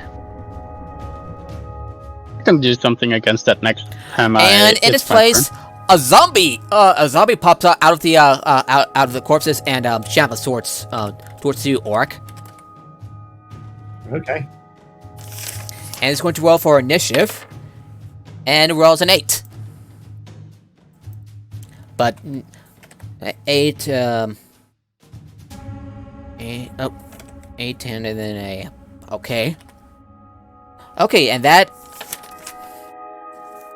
and it's going to try to attack you. Yeah, it's going to try to attack you, Oric. Does a 9 hit? It does not. Going to attack again. Does a 12 hit? It does not. Yeah, it tries to swipe its vines at you, but you duck and dodge left and right. But no words for where. And that will be its turn. Just assumed it did nothing against the armor. That too. Alrighty. Alani, you're up. How is the thing looking? It's zombie is looking fine. The flower-like thing, it's not looking too good. We'll focus on the horrible-smelling corpse flower and do a firebolt at it. Okay. Alrighty. 7 + 8, so 15. That's a hit. 9, so 16 fire damage. Yeah, it's trying to burst into flames, but it's still standing, barely though, barely. Lana goes ahead and then, with their movement, goes ahead and backs off a bit, just in case the zombie decides for some reason to go after a smaller target. And that's their turn. Yep. Fenfire, you up. Alright. Gonna cast Firebolt on the zombie creating thing. Make your attack. Ba-ba-da. Does an 18 hit? 18 hits. Alright, so 2d10. Plus a d8 because Enya is around. 14 damage. It bursts Ignoring into resistance. it reads and it turns into ash as it crumbles over. Woo! You still have that Zum still around. Would that be your turn? And I direct Enya to use her fire seed on the zombie. Make your attack. It's another d20 roll. Does a 7 hit? No. Alright. You missed a zombie and you rolled a 7, so no. So I don't know the AC of zombies. I'm really sorry. I'm 12. really sorry. Sorry. This is a 7. I It's guess. either 8 or 12. Yeah, you miss against a zombie. It's just like shambles along. No effect. Right. So, Can't expect too much. Yeah, you're expecting a little too much. Huntress, you're up. has the zombie taken a turn in combat yet? No. Yeah, has it? No, technically No, no. it's been spawned. So technically it hasn't taken a turn yet, so automatic sneak attack. Mm, And I would stab say- it again. I would say attacking me it constitutes a turn, but okay. No, it just shambles towards you. It doesn't take a turn. It just spawns. It just pops out. Oh, but it attacked me, didn't it? No, Or was that the flower? the flower. Flower did. Oh, The flower. Okay. I thought that was So a that's zombie. 22 to hit. That hits. Automatic crit. And green flame again. Ooh, that is 14 fire damage plus 5, so that's 19 damage. Hang on, how many dice are you rolling for the fire damage? Because it should only be one.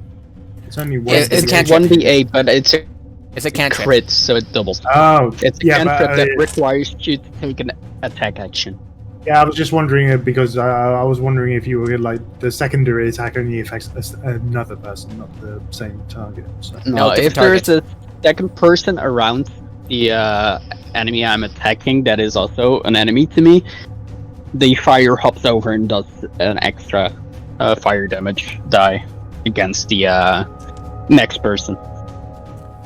But I can just use it whenever because it's Yeah, I didn't realize. I forgot that you critted, so I thought you were kind of like doing that on the same person. Alrighty, so and I'm pretty sure you did more than enough damage. sneak attack is 34.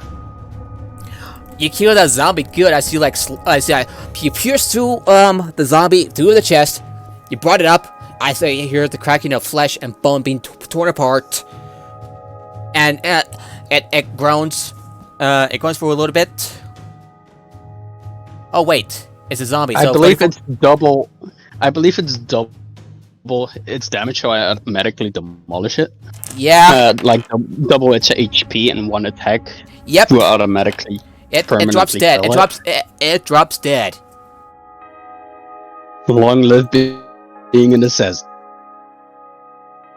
It's overpowered. Indeed. Let's get back to the previous music. Cave entrance. Just want to remind you. So, you're now standing amongst what remains of a corpse flower and a zombie. You're welcome to take a look around. So, are there still anybody left that we can loot? Go ahead and roll an Arcana or Nature check. Nature? Or Arcana? Sure, Yeah. I'll do an Arcana check. I'll go for 16. nature. 7. This place is weird and not natural. 16 plus 13, so 29. You see. Alright, Rogue, stop it. Oh, you see a holy tree that's been fused with power of the Benefice Zone to Dorith. This fine-grained wood imbued wholly is white, appearing almost like ivory or bone. You look at it, and the trunk of this tree, if properly fashioned, can be made into imbued wood arcane focus for channeling narcotic energy. You can this tree can either yield either a staff, 2 rods, 3 wands, or 1 rod plus 1 wand. Interesting. Could someone just shove this into a bag of holding for the time being? Oh, yeah. A Hunter's will, because he has use for it as well, since it's necrotic. We'll deal with the specifics later, but for now, we know it's good for later. Yeah, I'll copy and paste what you would get. All right, everybody ready to move on to everybody ready to enter the cave of caveness? Hold up. I'm still making a custom item. Okay. Edit. Name.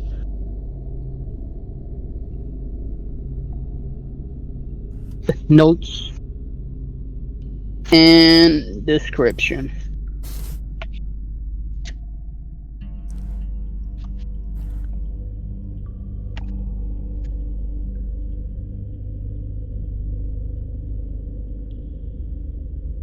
Got it. Alrighty. So you enter the cave, and you see a pale blue light coming from ahead in a cramped tunnel. Abruptly, the tunnel turns. Stealth again. Me? Yeah, I'm going stealth again. 39. Okay. Has it been an hour Nah. since I cast my spell? Yeah. Abruptly, the tunnel turns, and instead of jagged, rough-hewn walls, you see a breathtaking crystalline chamber. Surrounding you are walls, ceiling, floor, all formed of pillars of crystals. The crystals are deep, dark blue, pulsating with inky black veins, and the flickering light seems to be coming from within the crystal. Dragon shards. You realize this entire room is made from Kaiba dragon shards. Where the keen surrounds them. Looking closer, you see flickers are coming from ghostly features approaching near. Then, receding from the crystal's surface, seemingly trapped within the binding crystals.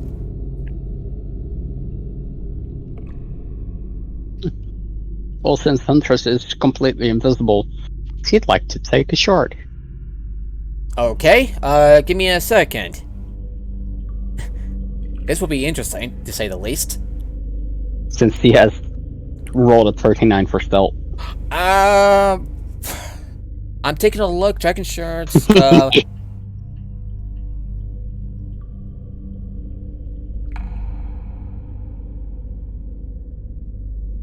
Oh, okay, so... No, bacon over... Okay, So, you going to break free one of the shards, right? Yes. Okay, you break one of the shards, worth about 50 gold, and suddenly, 3 specters rose from the, 3 of the... Damn it. Even though I'm installed and... No, they are attracted and hungry for life they no longer have. Ah, okay. Yeah, definitely a bad idea. So, everybody, roll initiative. Alright.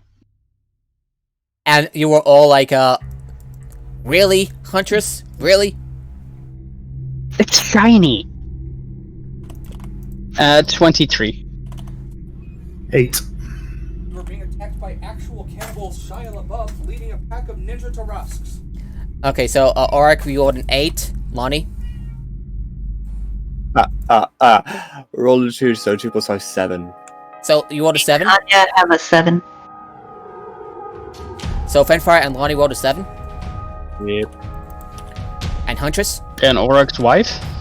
I rolled a 23. Glacier rolled a nat 20, so 22. Alright. I'm playing as Oric's wife. Glacia. So, Lasher. yeah, Glacia.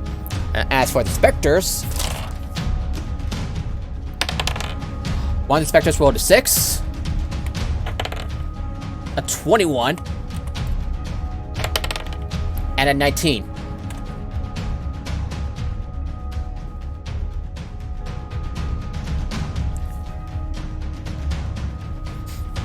Uh, 19, you said. Alright. There you go. Alrighty.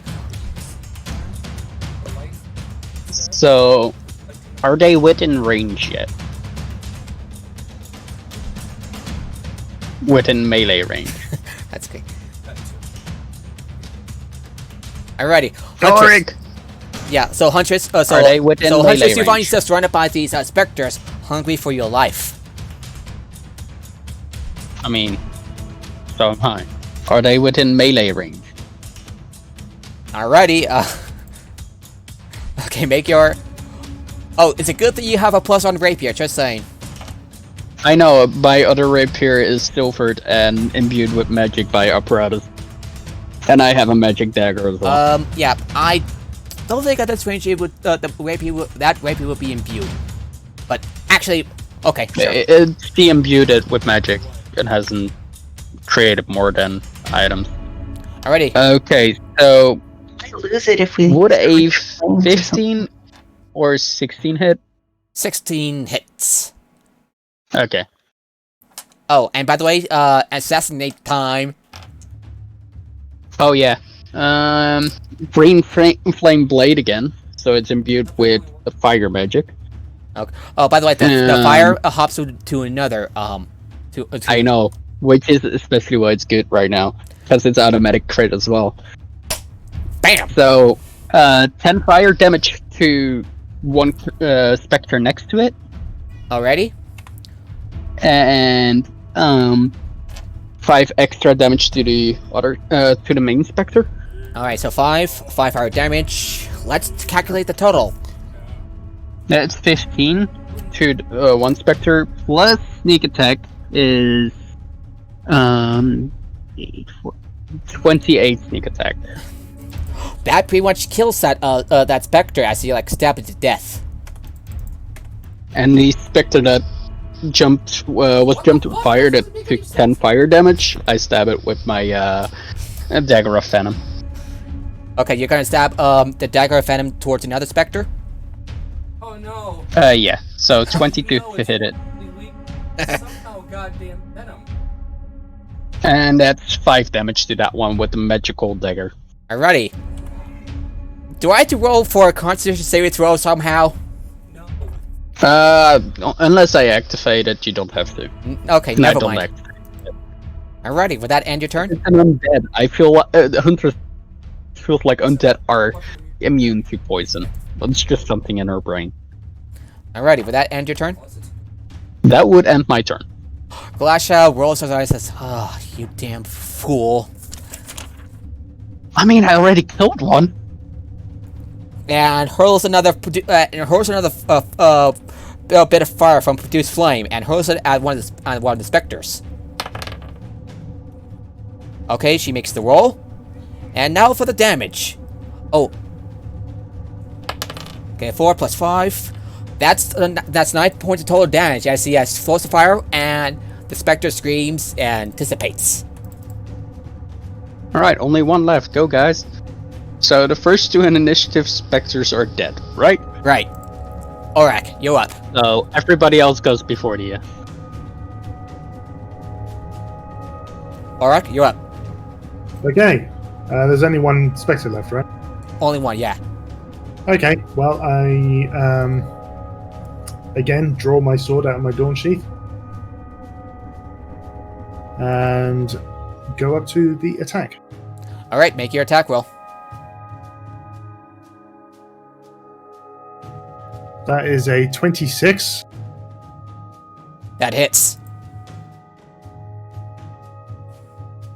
That is 15 points of damage, and the d4 for the radiant.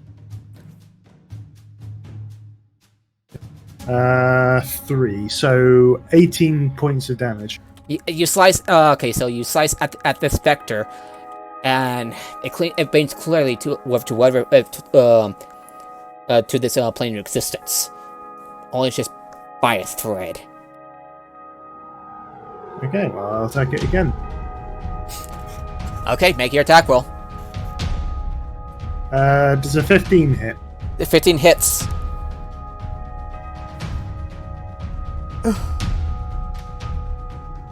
Uh, 15 slashing damage and 1 radiant, so 16 points of damage.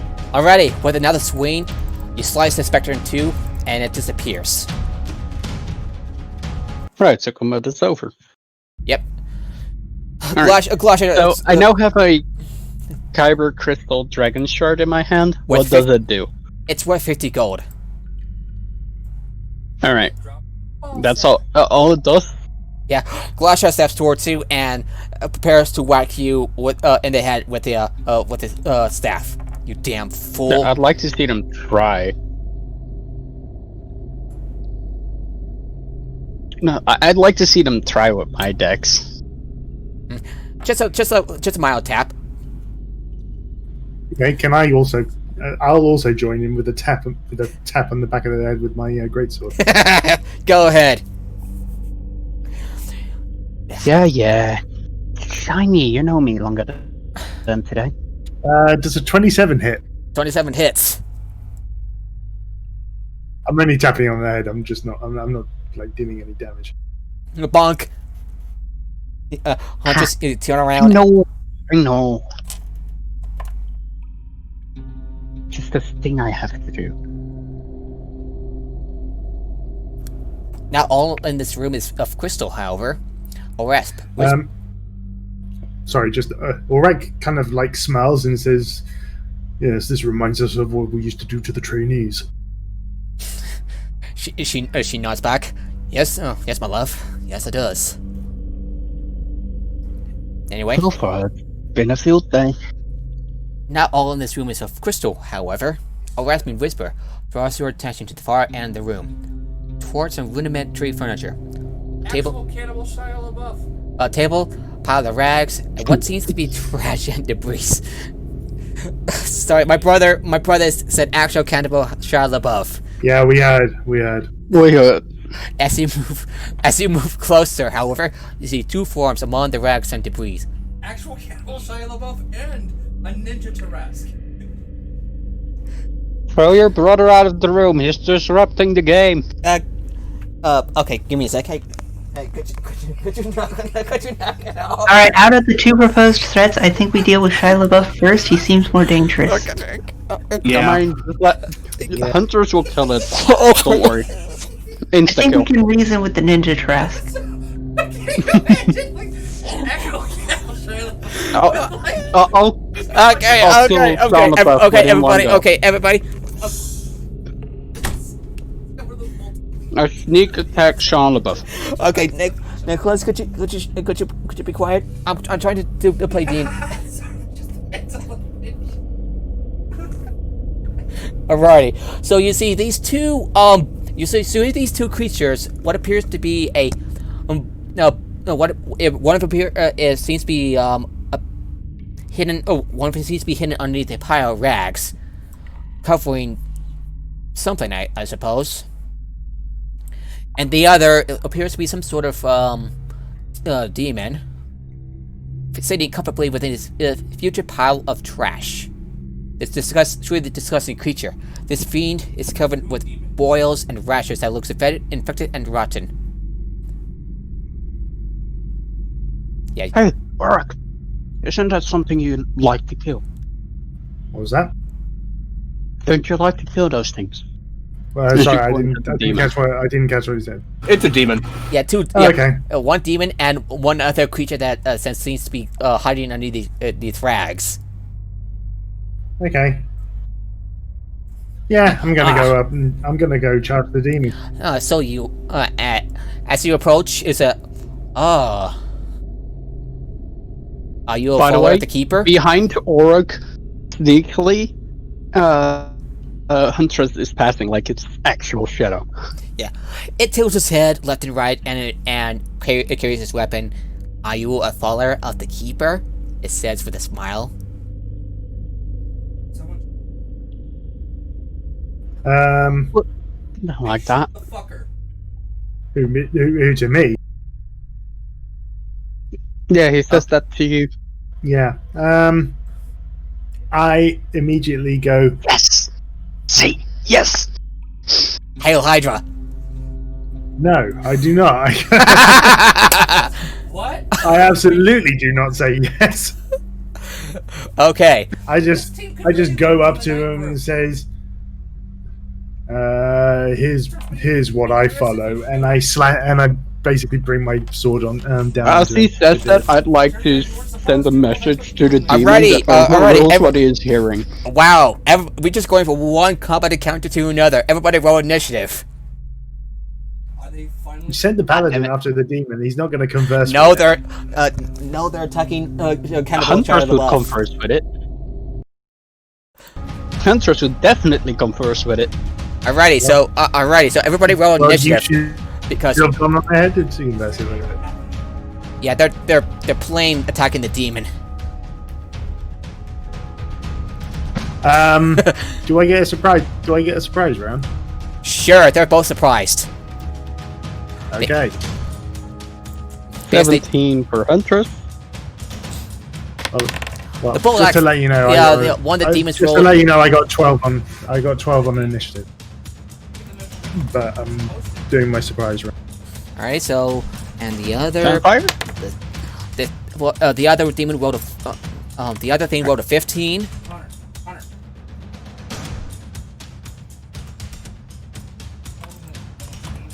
Right, sorry. The other creature underneath the rags. They already know the other one's a demon now. It's too late. Oh my god. So what did hey, the demon roll? Nothing off. So Huntress, what'd you roll? I rolled a 17. What did the demon roll? The demon with the weapon rolled a 17. The one rolled a 15. The other that seems to hide under rags rolled a 17. Glacier rolls Right. an 11. So 2 17s and a 15. Yeah. So Lonnie rolled a 1, so 6. Oof. So do I automatically go first since I also have 17? Yeah. All right. Well, So I'm taking my surprise round first. Then. oh yeah, they're both surprised. So Orc, did not see you coming. They They did. saw me coming, just as, but they didn't see me coming with my greatsword, just Yeah. slashing down. Yeah. Orc, roll your attack. Okay.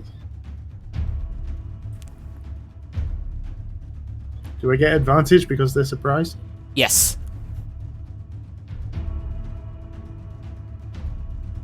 Okay. Well, the first attack is a 22. That hits.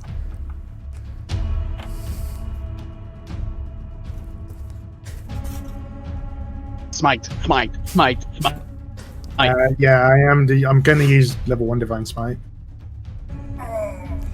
Alrighty. You're going to use might on the demon thingy. Okay. Alrighty. So roll your so I think that's a hit. Roll your damage. That is 13 slashing damage with the magic weapon, and the Divine Smite does 12 damage, so that's 25 so far, and the 1d4 from the Dawn's sheath is another 4, so that is 29. Damn. 29. 29 for the first. Yeah, 29. As you slice as a demon, at this demon, it yelps in surprise as you strike upon it, and you leave behind a nasty gash on it. And the second attack is a natural 20. Booyah! Yes! Do it! Do Yeah, it! Divine Smite, level 2, I think. Yes! Delete it. Delete the fucking demon. Delete Sean LaBeouf. Okay, so just need to re-roll one of the dice. Slightly better. So that is 24 slashing damage. You slash it. And the Divine Smite, which is 6d8. It basically with another slice. It basically Just let him finish with the damage first. Okay. 33 radiant damage for the Divine Smite. So that's 24 plus 33. And then the Dawn Sheath dice is another 3, so 60 damage. 60 points of damage. It sounded like burst into light and it lets out a panic cry. and it like poof, it's gone. God damn it, I wanted to kill it. Would that be your turn? Yeah, that would be my surprise round, yeah. Okay. Alright. So, what is left for me to stab? This creature hiding beneath the rags. It pops out. This undead looking. This malformed undead looking thing pops out of the rags. And It's my turn first because I have a higher deck. okay, Huntress, you go first. It pops out. I assassinate it. Green flame blade. With my magical +1 repair. Okay. Automatic crit because it's my first. It's before them. Damn. So 19 to hit. That's a hit. All right. So that is max damage on the green flame blade. That's 16 fire damage +5. So that is 23. 23 hit points total.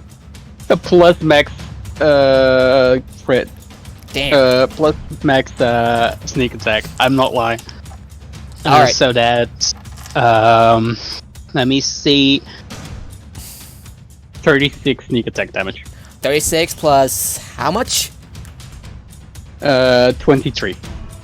Oh yeah. So that's 59. And as he reveals his form, as the demon reveals this undead, rotten form, you stab it in the face, and its arms go limp.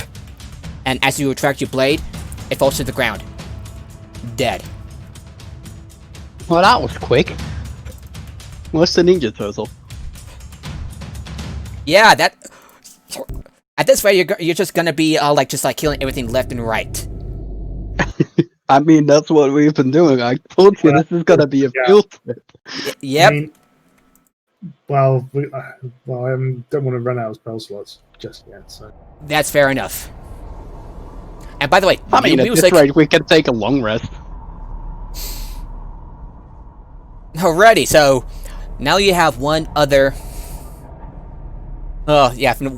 So you're now left alone with with one dissipated corpse and one corpse who's been stabbed through the face.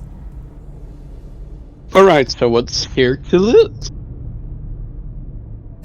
Only just trash and rags. The smell is horrible. Still, is there anything of value between the rags? No. Ah, damn it. Even with the natural 20. Nope. I rolled for nothing, no! Alright. Huntress nods to Orag, as it was a really nice kill on the demon. Alrighty. You go forward. And you see and once again you came to a room where either by design or happenstance charged crystals open into a wide chamber. This one is wider than most, but the floor is smooth rather than irregular. Looking around, there appears to be nothing in this room, though through the crystal surface on the far side, there seems to be a ghostly image of a woman, clearer than most of the ghostly images you seen passing behind the surface of the crystals. And when you look on ahead, you see before you, you see you're at yeah. Okay, so we see a yeah. sorry, that's on me. Alright, so What do we see? you see what appears to be a ghostly image of a woman trapped inside one of the crystals. Huntress, without remorse or fear, just taps on it. Hello? Hello? Can you hear me? Alright. Yeah?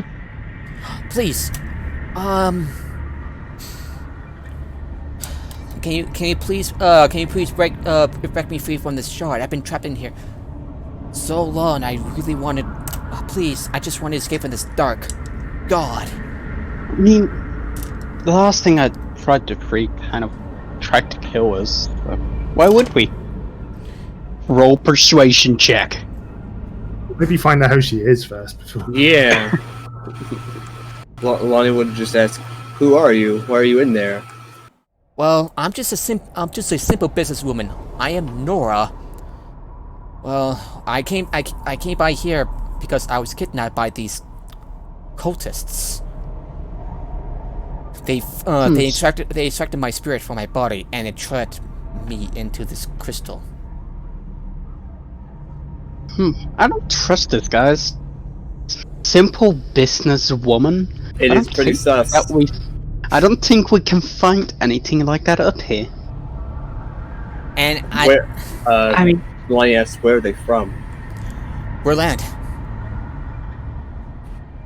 I'm from Berland. What was your business?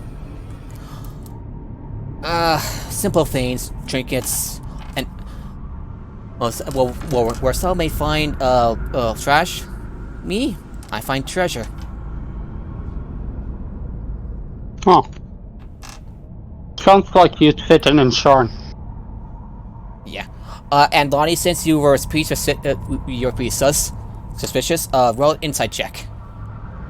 Alright. Oh, hell yeah. My 18. body was made for this. Alright, so what'd you roll? The insight Natural was 20. 18 plus 3, so 21. You know, 22. yeah, you notice that there's something off. Like, she seems to hesitate when she explains her stories.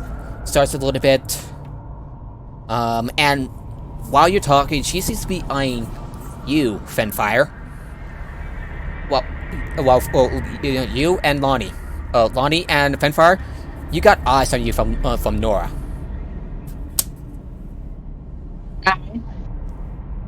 Like, she seems to be Yeah, guys.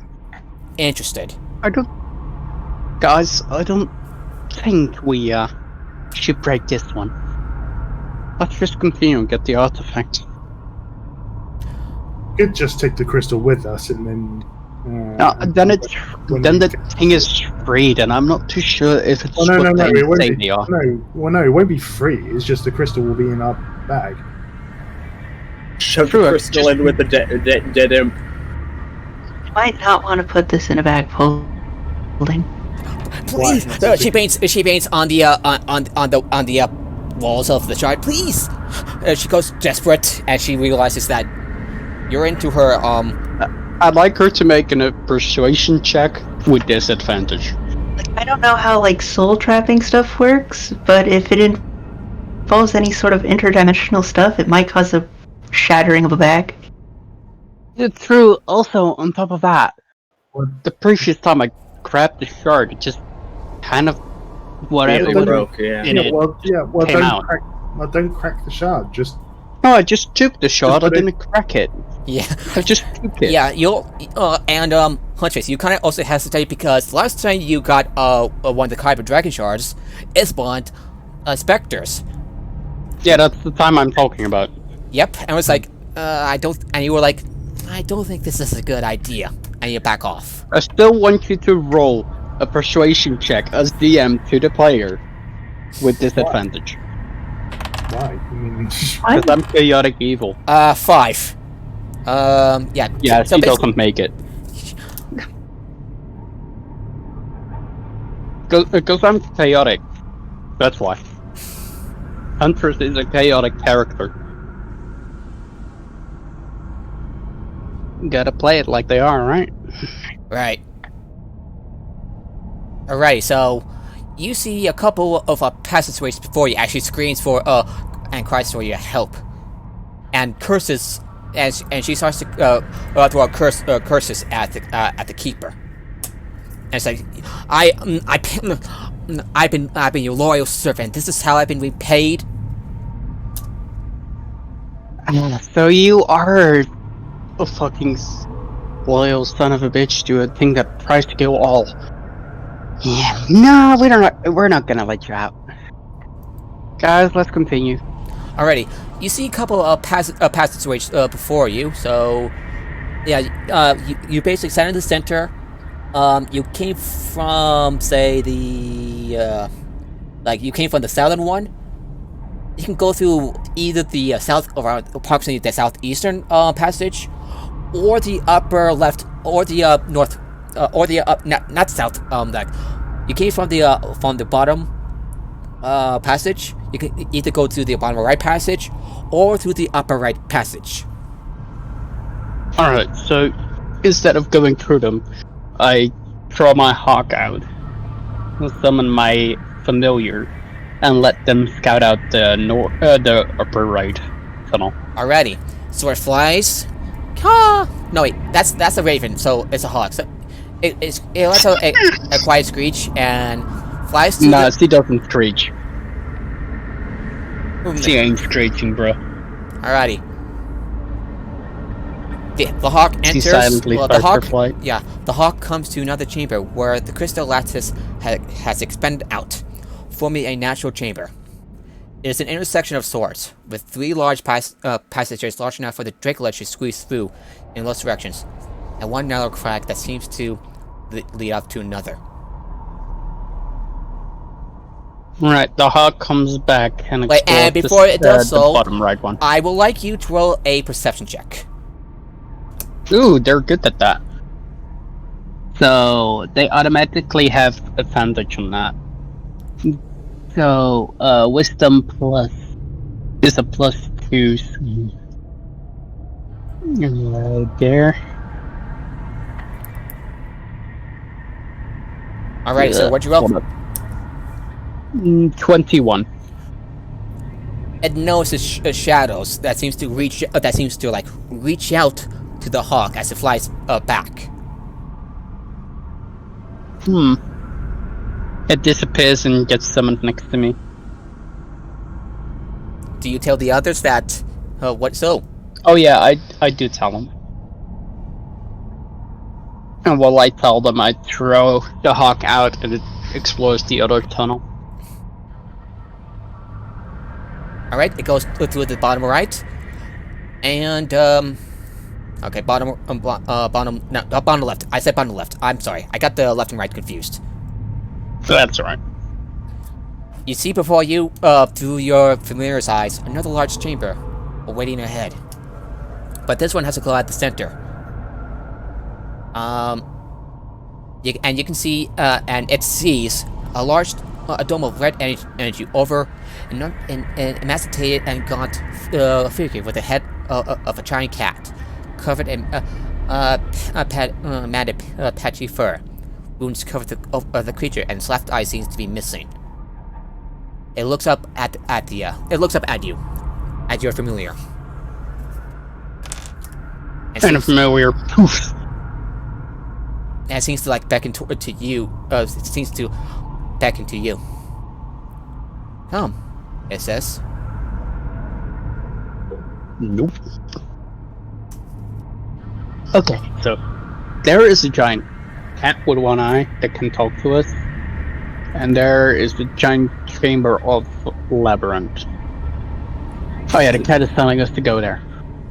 So our choices are shadows or a cat. Which would we prefer to deal with? Okay. I mean, I could just disappear in nothingness and check if the cat closer up.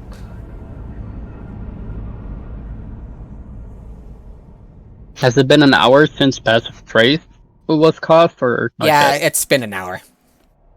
Okay, so my highest roll would be 30. Since just disappears Again. with a...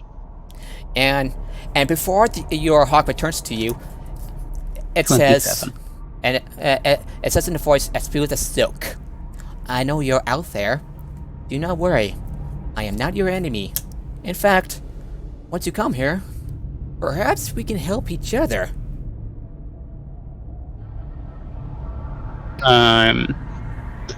Can the cat read? Read? R-E-A-D? Yeah. Yes. How would you know? With minor illusion, I'd like to create the words "no" in front of them. What do you want?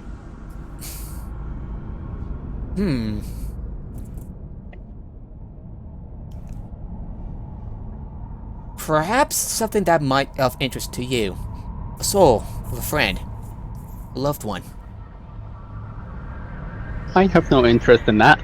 What do you want? Freedom. I want to be out of... Yeah.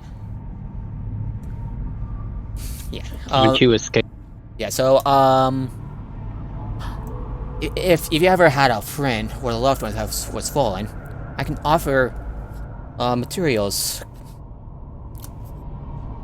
that would suffice for a resurrection. But do be careful, because such resurrections can be turbulent. Oh, where are my manners? I am known by many names and titles.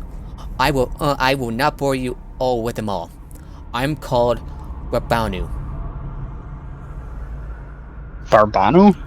R-A-B-A-N-U. Rabanu. I send a So, message do you physically to approach? Lani with all this information. Like, I sent multiple messages. Yeah, do you Fascinating. Yeah, do you go inside this chamber and approach? I mean, Huntress has been at the entrance, but not yet inside of the creature. I would hope you don't get inside the creature. Yeah, yeah, Lonnie. Inside the room with the creature. Yeah, Lonnie. Fascinated by this, you enter inside. I stay I'm hidden in the shadows. Where you go?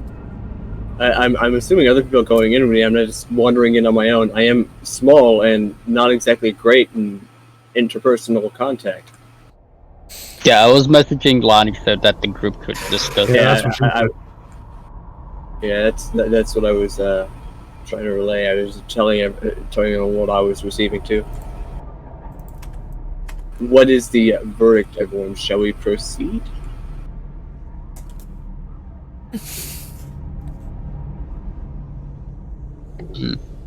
I'm not too sure. Well, you Sounds unfortunately more have to go pleasant. one path or another. I mean, it sounds more pleasant. Well, splitting the party is not normally a good idea, so... Uh-huh. Yeah. So I will say that if each of you enters this chamber with this feline figure, that be okay? Sure. Can I identify what type of creature it is with a Arcana check? Go ahead. Okay, 17 plus 13, so 30. You recognize this being as a Rakshasa, followers of the demonic overlords. Yeah, that's kind of what I figured. Okay. Demonic cat. Alright. They're shapeshifters. They're depending on their type, they're more interested in decadence than anything else. Oh, sorry. They could be potentially dealt with, but it's not advisable. So, do we go towards it? I mean, if it's already crippled, we could probably handle it in combat if need be. Not too sure about it. A giant cat with one eye seems tougher than cats with two eyes. Alright, so he says, like, continuing his fingers together. What would you like to know? We're not in the room yet. We're still discussing in the other hall. Okay. What do we want to ask them when we get in there? Well, first, honest question. Yeah. He gonna eat us? Yeah. Lion points out, they almost certainly won't try to eat us. That's not really their thing. Yeah. Consume. He hears this and says, I can make promises. I can swear oaths. I can give you my word. But does any of that matter? I can offer you great treasure, and it's up to you whether you take me up on it. I have time. Lonnie points out that at most we may be able to get information out of it, and maybe get it to assist us in combat, but I would not offer it anything in return. Oh yeah, never off a demon or anything alike anything. At most, can you promise you won't interest. kill it at sight? What was that? I didn't catch what you said. I mean, technically it's not a demon, so... Will you not kill this demonic / deathly creature at sight? Oh, Do I sense anything fiendish or... wait, that dragon? That one? A very old foe. Not sure if he actually believes him to be what he claims. But if you think he is God, and have yet come to steal from him, then you're even bigger fools than his followers. He's strong, but has something that he doesn't. True immortality. It's only a matter of time, perhaps decades, or centuries, or millennia, before I finally send him to his ultimate death. He has beaten me, killed me more than once. He can do so as many times as he likes. I need only destroy his phylactery, and then kill him once. Time is on my side. Seem to have a grudge against this thing. Do we want to take advantage of said grudge? I know what you seek. The voice of the keeper. Oh, I don't even know what I seek. What do we seek? The voice of the this artifact you're looking for. And he points in the right direction towards the Chamber of Spikes. Lonnie also brings up something they probably should have mentioned earlier. Rakshasa are telepathic, so they probably being outside the room probably didn't really help that much. Oh yeah, probably not, but then at least the ones that aren't talking don't give extra information. So, we'll just think, like, be able to just I'll be right back. point us to the way we have to go? Yeah, that's what Lonnie's kind of hoping. We want as minimal help from them as possible. Without without completely dismissing them. That way, if push comes to shove, we can always use them as a distraction. Certainly, if time is on their side, they won't mind being one. Yeah, it will be something entertaining for them. Right, Pussy? Now we gotta wait for Norik. I'll have to be right back as well. Yeah. Alright. The Chili Kong Carnage is coming up. Right, I miss. I have to go for a little bit. The Chili Kong Carnage. Oh, yeah. So, what will you do now?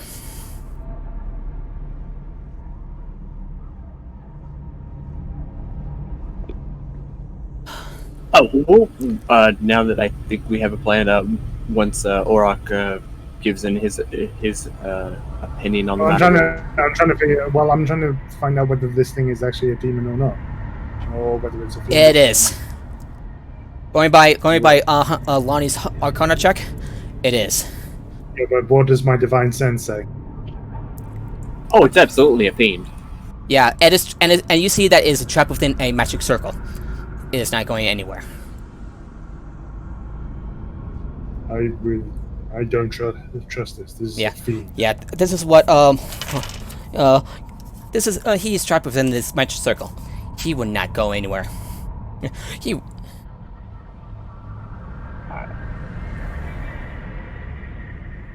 I mean, as the priestess of the Gashkala, what would Glenash say? Better safe to leave him trapped in here. He has no... Although I will like him to die, but he is immortal after all. Best if we save our energy for later. Yeah, I agree with Flasher. It sucks when enemies respawn.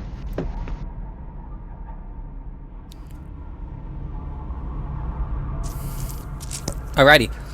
Besides, you're making a deal with the devil. They're usually costing your soul. If you do not decide to help me, I will not blame you. If I have helped you, it would be. Do this. Yeah. Then it means it will be. It would put a dent against that damn dragon. Now go. And leave me in peace. And he sits back down. So is the path continuing past this chamber, or was this basically the path that's led to his chamber and that was it? No, he points in the right direction, towards the chamber of spikes. Good enough. He points you in. So he points you in the direction. Yeah, points you the direction behind me, towards the leftmost passageway. Passageway. Just something apparently called the Chamber of Spikes, which is just so promising. Maybe it's a misnomer. Right? Maybe it's actually filled with cotton candy and sunshine. Is everybody ready to move on? Huntress is still not back.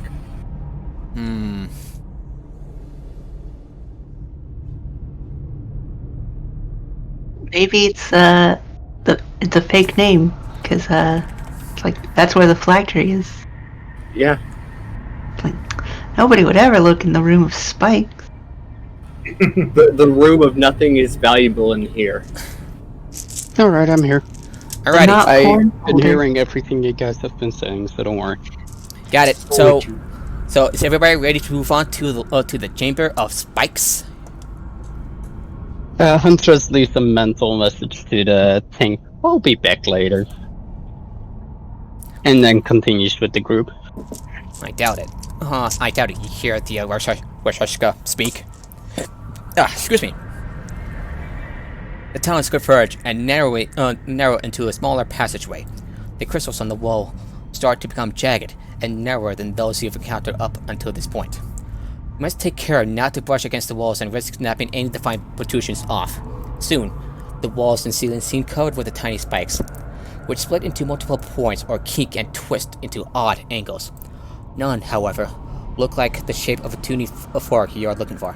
Ahead, the passage widens again into a low gallery.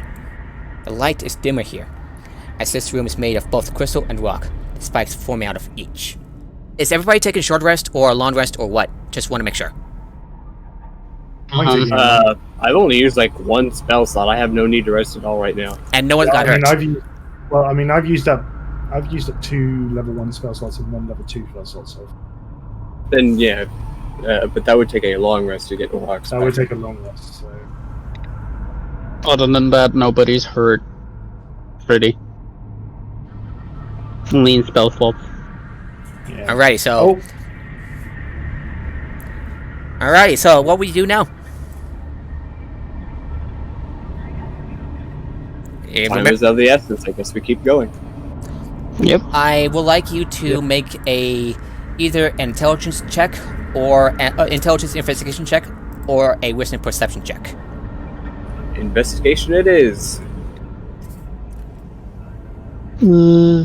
Perception? Or investigation, yes. 24 investigation. What?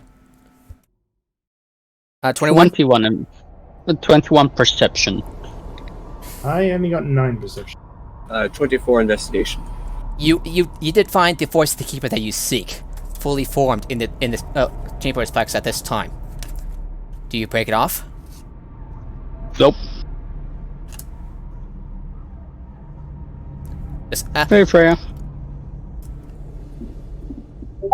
Oh, hey there. Hi. Hey, Freya. I had to find an explanation of how your character would pop out of nowhere. Give me a second. We find them in one of the shards that accidentally gets broken. They just phase in. Who cares? But we They find were them here the trapped in whole next time, room. obviously. I popped in and I didn't have anything else to do and I got bored. Yeah. They revealed themselves from the bag of holding. They're wondering why we shucked a corpse in there with them. Yeah. I mean, So Freya, we're playing D&D right now, and so I'm trying to find out an explanation of how you come up, how you come up here. Okay. So Maybe another one of those trap crystals? nope, nope, Has an actual person in them? no. She was just there with you the entire time, and Alright. yeah, caught up. Freya knows about this, the artifact called the Voice of the Keeper. Is with you on the job. Gets paid. You got paid about 200 gold. By the way, Freya, and additional 700 once you get paid. Once you complete the mission. You explored a cave, and before that, you explored. You saw a big ass Dracolich. It flies off. oh yeah. We killed everything before they could hurt us. So there's that. I don't know. I'll just have to think of something. Alright. So, He was secretly in my backpack. We'll go with that, and she's just here now. alrighty. Okay, are you ready to break off the Voice of the Keeper? I mean, It's we're all around it, right? Will this require some amount of dexterity? Would like someone with precision want to do it, or would brute strength be better for it? you just break it off. Yeah, but if we break it off a certain way, does it cause more damage than another way? That's what we're trying to figure out. Yeah. How will we know? I'll Yeah. sleight of hand it. Alrighty. Everybody ready? Sleight of hand, trying to take it. 24. As you break out the kyber shards that form this new Voice of the Keeper, a dark plume of spectral energy begins to leak from this crystal it's spraying from. The spectral mist rolls across the floor to the center of the chamber, then soars up to take on a rough shape. Glowing eyes appear in the mist as it forms the shape of a thick, square dwarven skull and the loosest outline of a body. It lifts an arm and hand pulse towards you, dragging the mist behind like a cloak. As it extends Yeah, the Huntress gets the fuck out. Yeah, as it extends the skeletal finger, the skull opens its jaw, and a voice declares, "This was not the reward that was promised. You think you could cheat me out of what is rightfully mine?" As it shouts, two additional shapes seem to fall out of its form, briefly taking the outline of forlorn souls before disappearing from Huntress view. is 90 feet towards the way they came from at this point. Do the rest of you flee?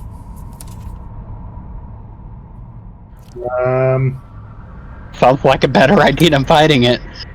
Can we get out? Yeah, That's up to you.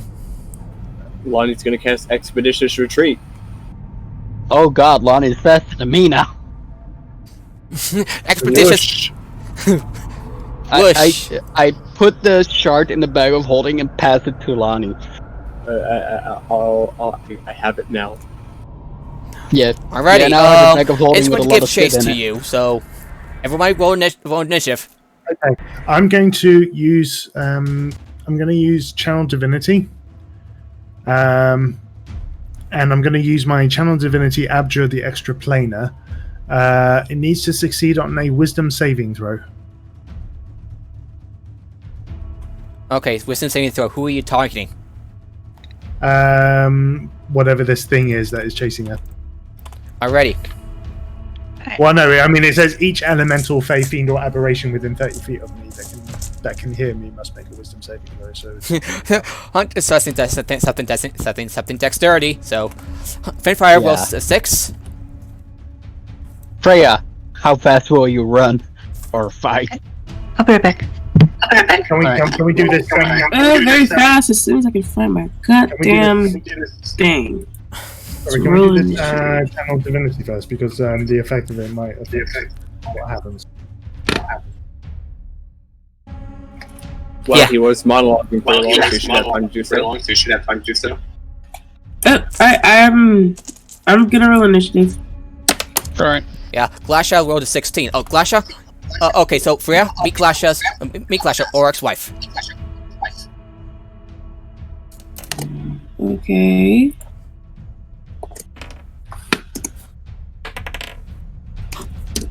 Oh, the boss rolled a nat 1. Is that Boss the rolled a wisdom? nat 1? Is that the wisdom saving throw? Oh, yeah, the race rolled a nat 1. Okay, right. On a failed save, the creature is turned for 1 minute or until it takes damage. A turned creature must spend its turns trying to move as far away from you as it can, and it can't willingly move to a space within 30 feet of you. For its action, it can only use the dash action or try to escape from an effect that prevents it from moving. If there's nowhere to move, the creature can use the dodge action. Yeah, and this also seems to affect the other ghosts that were near the thing. So yeah, it like reels in fear of you as like shine, I guess, as you make your way out. Yeah. Okay. I rolled initiative. Alright. Whatever. Oh. So, I'm gonna put you before Oryx's wife. Okay. Your character's name is Freya. Alright. Oryx, what did you roll for initiative?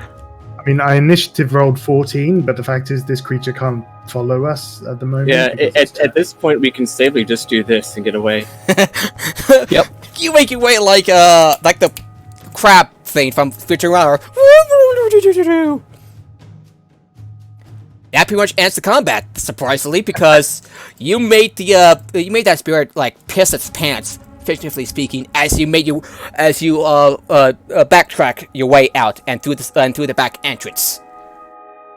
And as we ran by the cat again, I waved to it like, "Hey, don't go back." First and probably the last time I ever used Channel Divinity on this character. And it was the first and probably last time we could use Expeditious Retreat. Nice. And That's why I had it. it screams, and as you make your way out, God damn it!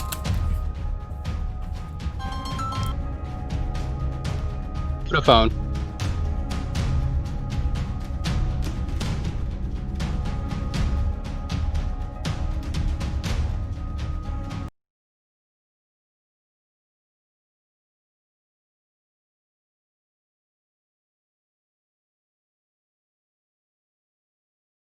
All right. So as you make your way out, who has the who has the voice of the keeper? Lonnie does. Lonnie does in a bag of holding. It's currently in a bag of holding. So you got it, and as you hold it in your hands, you got a little curious, Lonnie. Would you like to take out and see for yourself? Nope. How curious am I? I would usually say no. I could always do that later. But you're pretty much safe. As you hold it in your hands, the voice of the keeper chimes like a bell, vibrating in your hand. The surround is Pressing X to doubt on the whole we're safe thing. yeah, the surround is tone. Huntress walks up to Lonnie and takes back the bag of holding. Yeah, don't the worry surround about is it. I tone got seems it. to be back with the I whispering don't of- like looking at my treasure. I just take things. Yeah, the surround's tone seems to be backed with the whispering of thousands of indistinct voices. As you wait for the ringing to stop, Huntress, it does not.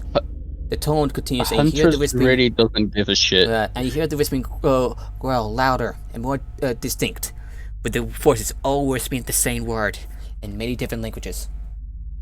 Ask. And Lonnie mutters, maybe you should enunciate with all those voices, because I didn't quite catch that.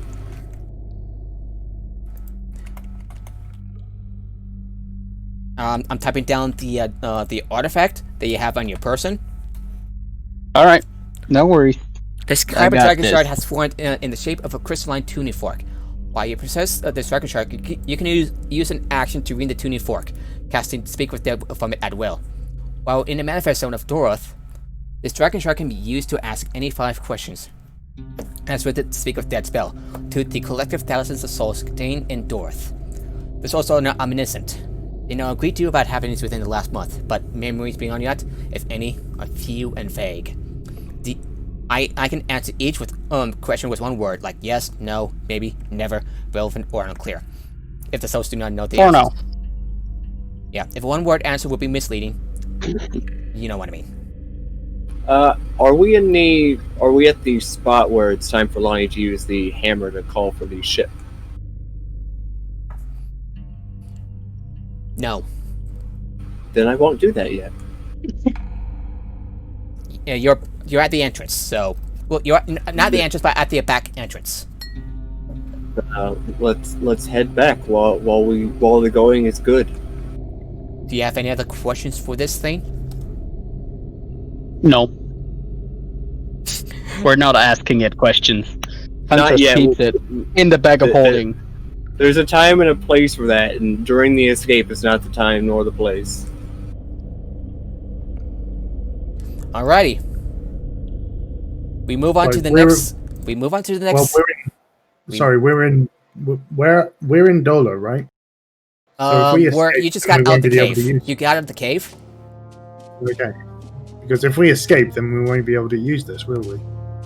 You can though. You're just like in the outskirts. When we're in the safe place to escape while the airship is coming, then it's probably a good time to actually use it. Yeah. Emerging into the canyon, dim lights reflects down from the rain of Cyprus, and a few moons visible from the bottom of the canyon. Yet the world seems sharper. The light brighter and the more vibrant. Now you are free of the influence of Doroth. Everything is as you left it. The roaring river of bone and blood. The field of needle spires beyond. And the rock cropping used by from the air to use as a point for pickup. With one difference. That rock outcropping is not empty now. Standing upon it are several figures. Where? You see a rock around your landing area. Alright. Are they hostile? They don't seem to be. Hi! Hello? 4 people stand on the rock outcropping, one watching in each direction.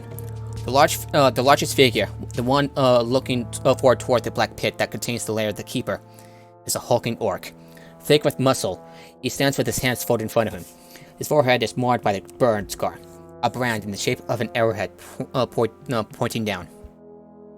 His dark hair is streaked with gray, his hairline receding, highlighting the brand. He holds his head high, exposing his neck, which seems to be wreathed in tattoos of flames. His expression seems, at first, is troubled, filled with deep sadness, but as he says signs a new orc and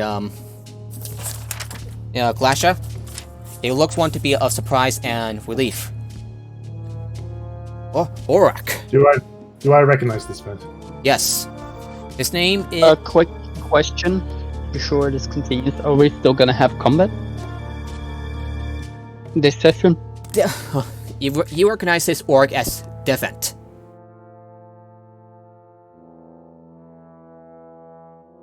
Marek, Yes? are we still gonna have combat in this session? We had combat. It's very quick, but I mean, we could have had combat, but we escaped. So Yeah. Because then I request if I could go and just add the 700 gold to the character, because my girlfriend isn't feeling too well. alrighty. You recognize this orc as Devent, the leader of this paladin like you. Then I'll be going now. Yeah, solid shot, Orak. And to you, no, Lesha. I See, believe you have Huntress. much to answer for. She has been freed of the demonic taint that had affected her, but Hmm. I agree. We must. I believe we must form the league. You left the lands in search of her, and you came back with her. Admirable. At first, I'm quite troubled by your companions here, but when on my journey here, I've dreamt of an evil escaping through the sky. With the actions of you, ignorant of what you would do. And like you, Oric, or what you were supposed to do, I am here to make sure that dream of mine did not come to pass. But he extends his hand. But I'm willing to trust you, Oric. Now that Glasha is with you. But only if you come with us. We will let your companions go. I will come with you. There Glasha, is much I need to tell the tribe. Yes, there are more. Yeah. After this tribe has seen destruction by Glasha's hand, but there are survivors, like you, like me. There are more of us. More of you say. Indeed.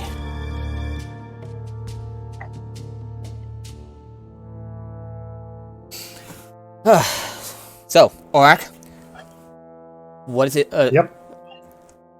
You begin your journey back home. Before you begin your journey back home. What do you like to say to the others?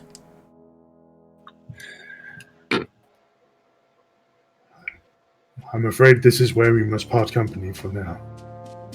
It has been a pleasure to adventure with all of you. Indeed. Likewise. I have learned many things about the world outside of the Demon Wastes. And thanks to you, I know it is a good thing that we protect your lands from the evil that resides here.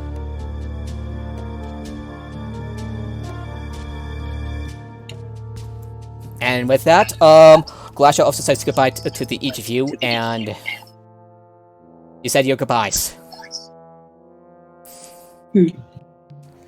Laura pulls the rest, helps pull the rest, and once you part ways, the airship speeds down from above, and Derek hands throws the line over the side for the rest of you to climb back up. As the airship begins to pull away from the canyon, and she turns to you and asks, have you completed your mission? No, Laura helps to pull the last of you over the rail, and then waves an arm signaling the pilot of the airship to quickly pull away down the canyon. With a smile and evident relief, she exclaims, "You made it! I mean, of course you made it! Did you get it?" Yep. Even though they are not Huntress will go ahead and hand over the artifact. Okay, Huntress shows the artifact.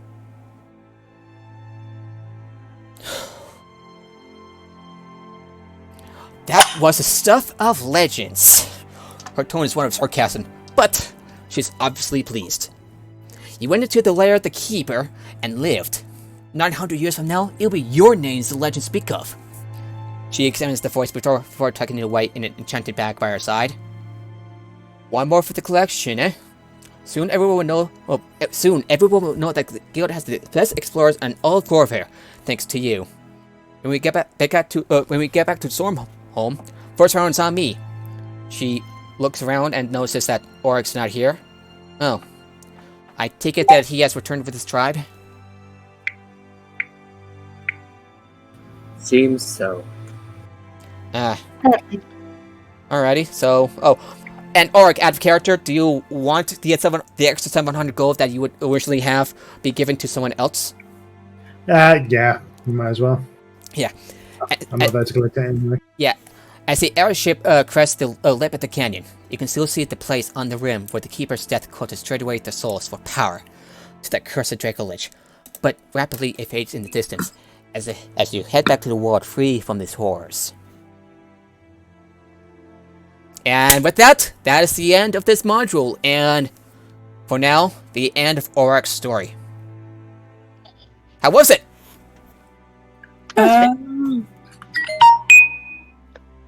It was nice. Yeah, you only caught the tail end of it, so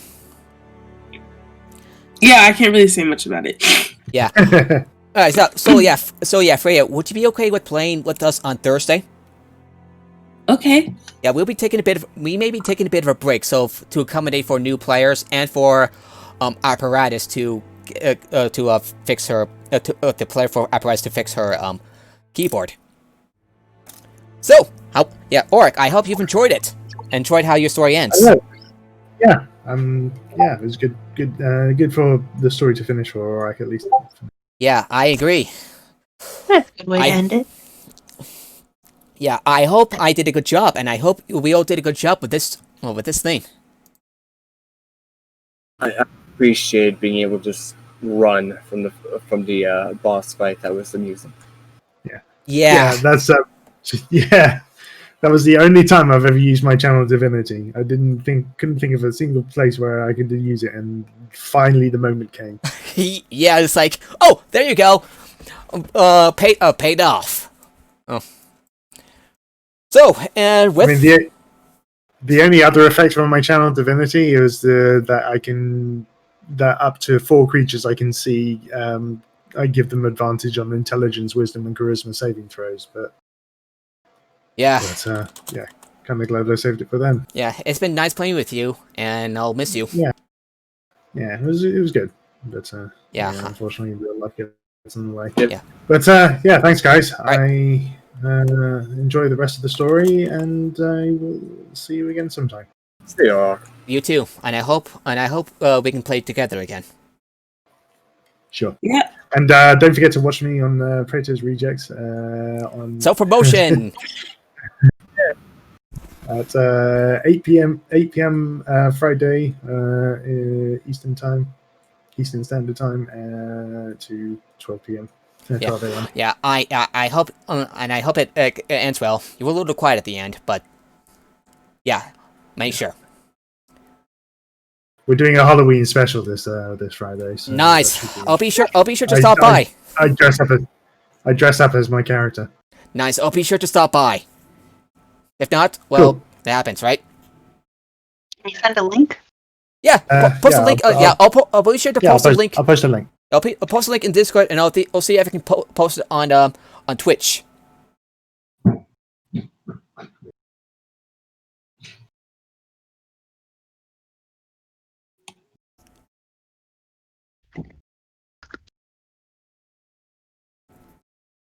Okay, I'll post it in general. Yeah, Halloween. Okay, I'll put down a bit of a message like Halloween special on Friday. No,